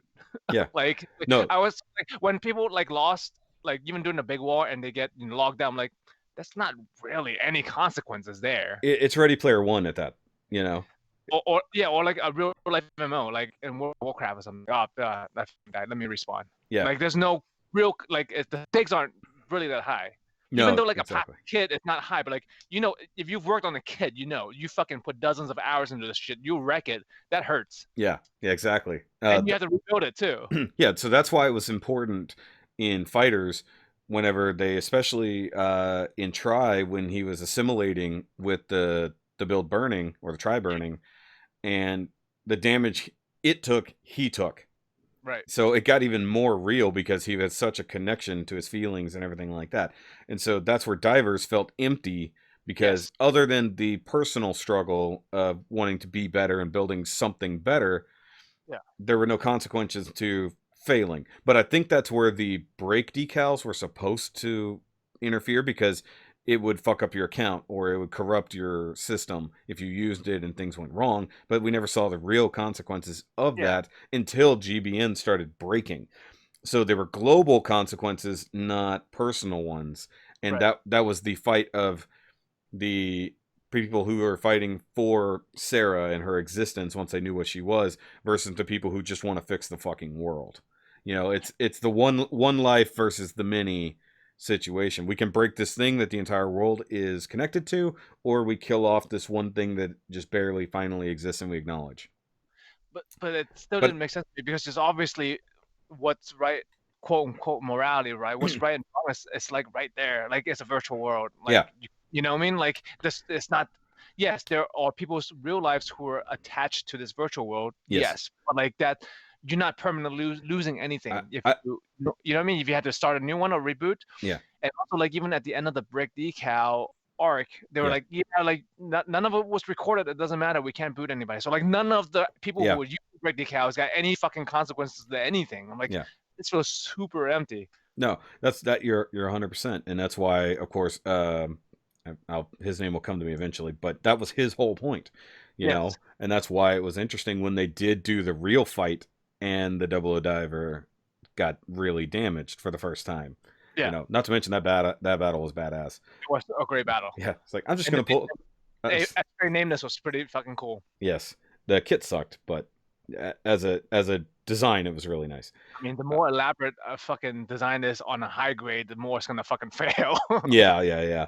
But I just love the fact he pulls a giant cannon out of nowhere, or a giant sword out of nowhere, and it was fun. There were some fun parts to that series, but I always equated it to I mean, I didn't hate watching it. It's Gundam. I can't hate watching it. it's just not good. It's just not good Gundam. Yeah, Yeah. where IBO was really good Gundam. But I mean, I did like the mono. I'm a huge Mono Eye fan. Like Mhm. I'm just a grunt fan in general. So like it was cool that one of the major factions of the hamster faction is like all Hamster. so it's all fucking Zaku's and Goofs and shit. I'm like, oh man, that's my peoples. Yeah, Revel, and his grimoire, his custom grimoire was badass. I love that kit. That's one of the best Which is ones. weird, and it's not a fucking Mono Eye like the rest of his fucking team. It's Their home base is even a whatchamacallit, that fucking uh-huh. hovercraft thing. Yeah. But, And it was kind of a mono eye. Kind of. It was UC Mono Eye. No, but it was that it was that series. Yeah. Yeah. There's got to be a Zaku of some sort in every series. It has to be. Well, that's what I was gonna say. Verka, that's what I wanted, because like when they did Sazabi, I'm like, oh, a Mono Eye Verka. It makes sense though. Sazabi is a super fucking popular kid, Mhm. but like Mhm. in my dream world, I would And Sananju. I would, yes, that too, but Sananju is a Gundam. Sananju Stein is a Gundam. Right, and they just it's just a. They took really out one eye. They took out one eye. Yeah, they took out one eye. But like, well, the one I want is also a Gundam that they just fucking took out one eye, which is Jabir Tetra. We have no fucking master grade Jabir Tetra, and that's like one of my favorite suits. Yeah, the closest thing is the RE100 GPO4. Yeah, which is what it is based Five. on. So it gives you hope for the Moon Gundam's original base, right? Because they will make a fucking thing of the thing, but I don't understand why we don't have a Jabir Tetra. Because I mean, I guess maybe because the short up was so short, but it's a iconic design. It wasn't But that. that's what Katoki does. He does like the small run things most of the time, or So, what like, he's really interested in. That's what I want to see. That kills two birds in one stone. You get a 100 version of this thing that doesn't exist, and you get a Verkamano Eye at the same time. I would be okay with even if they just did a really good RE100 of it, because it does have the bigger stuff. So make it a good RE100 of it. Yeah. So, is it not popular? I don't understand. Like, it's a fucking beautiful suit. it depends on where it's popular. Yeah, and I think they're listening to the American market more now, so I think that's having an effect. Yeah, more fancy Gundams, because I know that I'm not the only Mono Eye fan out there. I'm no. There's tons of grunt fans. I mean, that's why we have so many different Zaku's and shit. Mm-hmm. But yeah, we need it. Like, Camphor is my favorite fucking suit of all time. We need a 2.0 desperately. So, and I settled for the RE100 FZ, but like, it was disappointing we didn't get an MG. It's a good RE100, but I think they just weren't they weren't focusing on MGs at the time. That's why that line existed. That's why they made the fucking Alex 2.0 and then threw us a fucking RE100. I know, Joe. I know.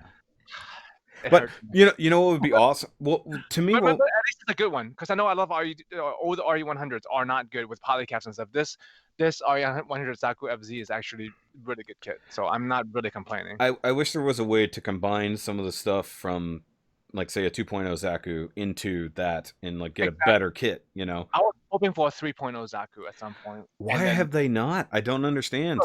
Look, this is what needs to happen. We need the Origins Mono Eyes. They are fucking amazing. You have the high grades, I assume. Yes, I've been going through those as we were doing the series.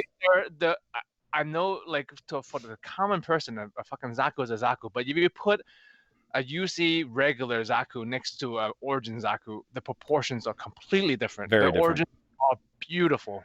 Why don't Like we only and have one? We have one Origin MG kit, one, and while it's the Gundam, and it's yeah, cool. I have it. The Not built. Gundam, yeah, the thing that wasn't even featured in the series is the thing Right. we got the kit of, Like because I want the Bugu. I want the fucking. oh god, I love the Bugu. I want all of that. I No, want all an MG RE100. I don't give a fuck. yeah, But but I want all those designs. They're great. okay, Like they so make regular Zaku looks fucking dumb in comparison. it's true. It's true. I compared the newest Char version Mhm. to one of the older Zaku kits that I had, and like Yeah. I basically did like a Zaku run, like just for a little bit because I had barely done any at the time. Um, and then I'd done the Bugu. I've done the Dom test type. Yes. That's MSD, but still. No. Um, Origins. dude, the MSD line is fantastic. Actually, my favorite thing that I would love is the Origin gun tank. Give us an MG of that. That's fucking cool. I mean, gun cannon So, too. yeah, gun cannon. Any of them because they had a few. Actually, let me show you this real quick. Actually, I can open that. I did a custom fusion here. Please don't knock anything over. Please don't knock anything over. You're gonna knock shit over, aren't you? Come on. Come on. Come on up. There we go. So before I even watched the Origin, so I hadn't even watched the Origin yet. I just built these kits. I made this. Oh yes. So I called this the tractor. Yes. That And is fucking awesome. What's the bottom from? From the Origin gun tank. shit. Yeah. So Origin gun tank with Origin mobile worker. And the Nice. funny thing is, it shows the fuck up more or less. So for Yep. me, this is prototype of that, and I want to actually build that. I forgot what they called it in specifically, but so I want to get another mobile. The bulldozer one. Yeah. So I Yeah. actually want to build that, and I love the fact as soon as I saw it on screen. So we're going episode to episode, week by week. You know, like it was as if it was live. Um, I lost my shit. And I texted my buddy that I'm reviewing it with. I'm like, holy shit, the tractor is a real thing in universe. I was like, I thought I came up with it, and then I find out it's actually there. Not only that, the main character piloting it, so Yep. to speak. But no, this is one of my favorite ones. Actually, I used the remnants of the this. So I made this little guy here. From the remnants of both. So I got the gun tank bits up here, and I got the legs down here, and That's a big then old- so I name him Archie. I Um, like it. so that's a weird fusion of HG and 1100 stuff. But no, that's just funny. But um, yeah, Origin kits are severely lacking, and it makes no sense. But and now we're moved on to the 40th anniversary stuff, which has all been redesigned. We have Uh, a fifth MG RX one, RX 78, why not? We need more. and then Well, look, we have a new entry grade RX 78. yeah, I might get that just to see how it is. I know they're doing all these new entry grade stuff for figurized standards, Yeah. but I want to see what it compares to because it's half my job. Yeah. But I got the G40 because it's a very interesting design, and it's its mechanical design is nuts. Forget the way it looks. The stop motion videos that people have made with that thing is fucking amazing. Yeah, To show articulation. and they better give us the 40, or I call it the Z40. They better give us a version of the Zaku from that short video. Yeah. But I also tiny bit of spoiler. So the last episode of Re-Rise that they left off on, they dropped something right at the end that might allude to a new project from Tomino. Oh. So the main character's dad is a writer, so he's a fiction writer, and he's been struggling with stories throughout the whole thing. He's always off screen, either working constantly, falling asleep at his desk, or having writer's block. So at the end of it, they're back in the real world, and his dad comes up on him and is like, "Hey, are you still trying to save the world with Gunpla?" And he goes, "What?" Like almost like his dad knows what's going on, but he doesn't. He's in his own shit, and he starts talking about how like writer's block, you'll get stuck for a long time, but then you have to move past it creatively, like, and you can't get stuck on your failures. You have to Turn it. move. You have to turn it into something else.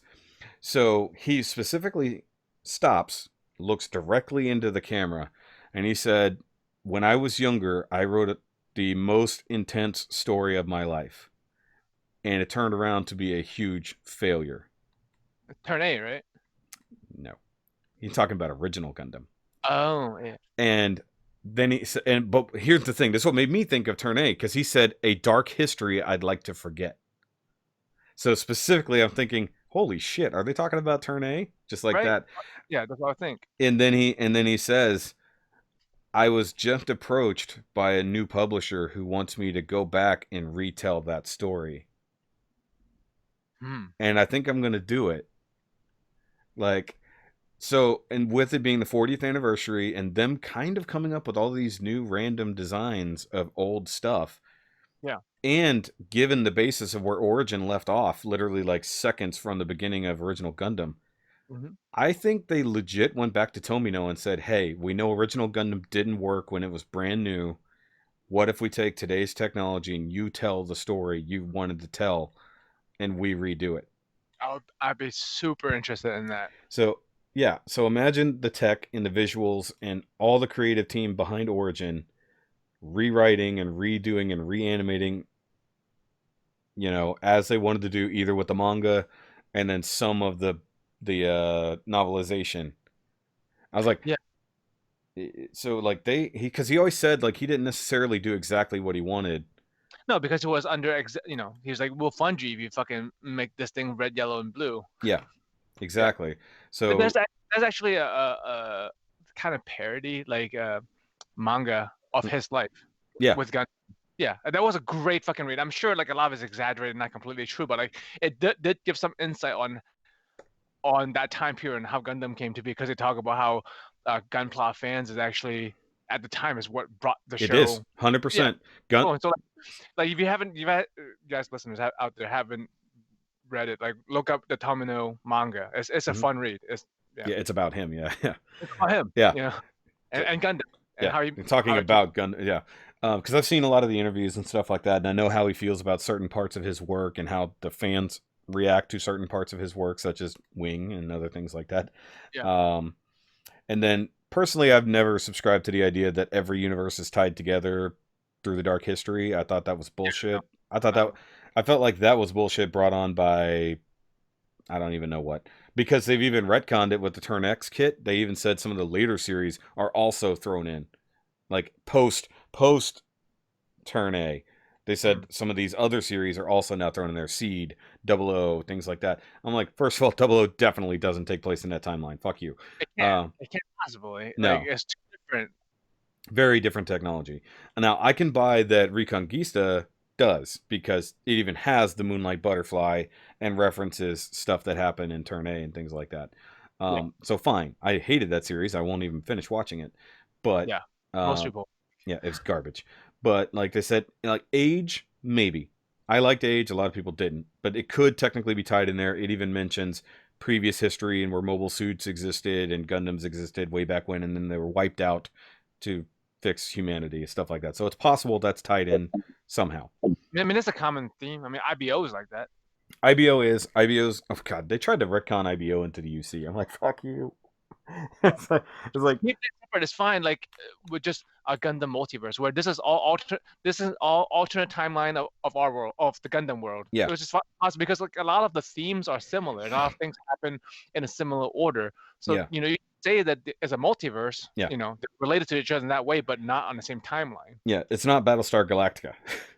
Where it's all like the same timeline. This has all happened before. It will all happen again. We just keep resetting every 15,000 years, you know.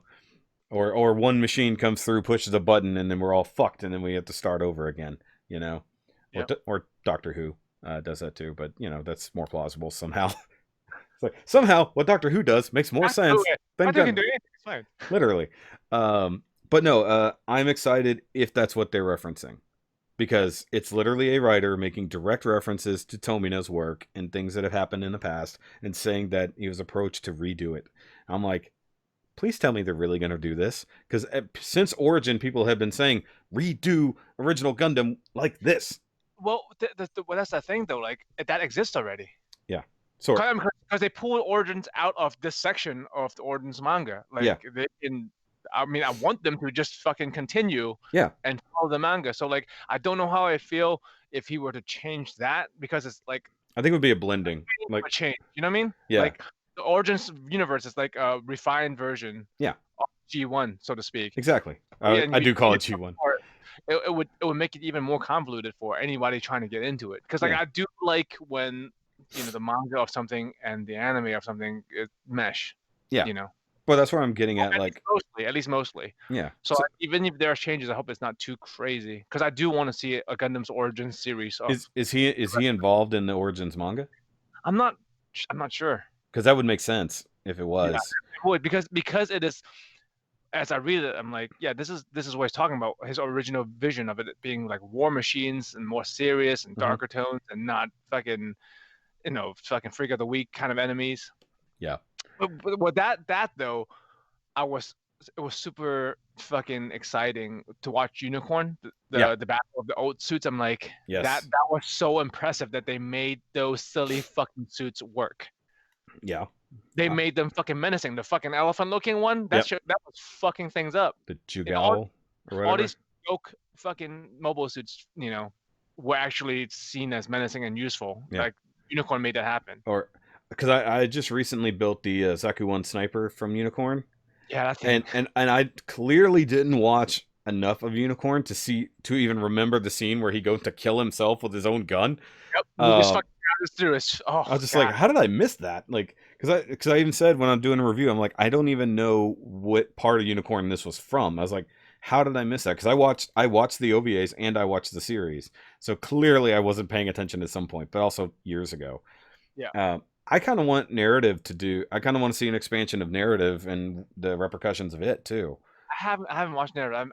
I missed. They had it for free. I know on YouTube. I missed that window for whatever reason, so I need to watch. It was Unicorn, right? Yes. Unicorn? Yeah, it's the next year. If I can still find the link where I watched it for free, I'll send it to you. Cool. Because it was a Blu-ray quality. It was good, but also convoluted. It in some ways reminded me of Twilight Axis in its weird convolutedness, but also with the straightforward, no pun intended, narrative of that story being the sequel to Unicorn, and also tying in something that almost nobody's seen, the One of 72 short film. I don't know if you know about that. Mm-mm. Okay, so that's where the Unicorn Phoenix comes from. The third sister suit. Yeah. So that's where it came from. So the One of 72, because it's referencing the 72 demons, just like IBO. And that's where that version of Phoenix, spelled the way it is, comes from. So that's where it first goes rogue, and then they have to go catch it with the Banshee, and I think, what was the suit they sent after it? I don't think it was a Stein. I think there was another. They sent something else after, and I forgot which suit it was.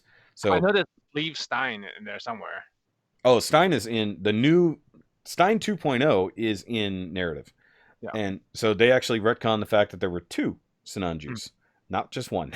So Full Frontal got his, customized it, and then these guys got the other one, and then just make it more sleevified, not really. Not Xeonified. Yeah, not full on Z. Didn't need to be the Char clone that the other guy was. Yeah. So, minor spoilers. This guy, who is super edgelord Sasuke version, is a failed Char clone. So he's one that's really fucked up, but almost equally as powerful as Full Frontal, just without stability. And the fact they have another Neo Zeon, which is always fucking scary because that thing is ridiculous. Yeah. So the stakes are still there. One, they're trying to recover the third unicorn suit for very different reasons. So if some people want it because of what it is, yay. Yeah. Other people want it for personal reasons, combined with the fact that they found out unicorn could technically affect time. So now we're introducing time manipulation into the UC as new type magic. And so they addressed that. I don't know if you recall from Unicorn, where he was in like the crystallized form, and then he just sent out a wave, and then everybody's ship fell apart. Yeah. So that is explained as he legitimately went back, removed all the nuts and bolts from everything that was built so that they were never there. Oh, Yeah. So fuck me. That's a pretty goddamn powerful thing. that's So super. That's like that's like godlike powers. That's not yes. even just superpowers. Yeah. So they said this like because they had a video of it happening or video, and they said, yeah, it's literally like they were never assembled. So not that they weren't in existence, but their assembly process stopped. So he had to find a way to keep them from firing the weapons without killing anyone. So he just said, screw it, I'll make your engines and your things as if they were never assembled properly. Hmm. So it's like that's like Flash fucking manipulation right there. Yeah. But the Phoenix is the quote unquote most powerful version of the Unicorn sisters, brothers, whatever you want to say. And it has the most psycho frame and also has a super powerful new type in command of it at the beginning of this series.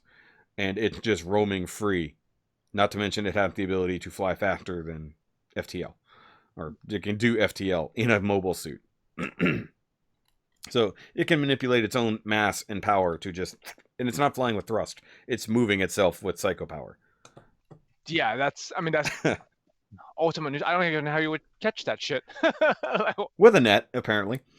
Or you give it a target it wants to find and you try to catch it there, which is what happens in narrative. So they play around with new types, cyber new types, different technologies. We get return of previous characters ever so briefly without having to completely dive into things. And it was good for what it was.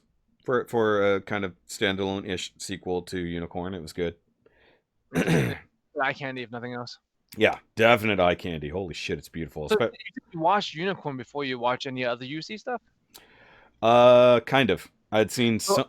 I would feel that would be super confusing, or like you'd be lost, like right? Well, Because like yes they and talk no. about types that what's her face, Minerva Yeah. being the daughter of Dozo, like all that shit, Okay, and the so Rashard's clone, like all that shit doesn't really mean anything to you if you never watched it. not in the same way, no. So that's giving a whole new perspective on UC's story, not knowing where they came from. Like I didn't Yeah, know. Like I culmination you see is Unicorn. yeah, exactly. So for me, I've just discovered Minerva was Dozel's daughter when I watched Origin because I didn't. Oh, It didn't occur to me. I'm sure they said that she's the Zabi princess. I'm like, yes. okay, That it's like, doesn't mean anything to you, right? You don't even know what a hobby is, exactly. and you watched it. It's almost like Marimea from Endless Waltz.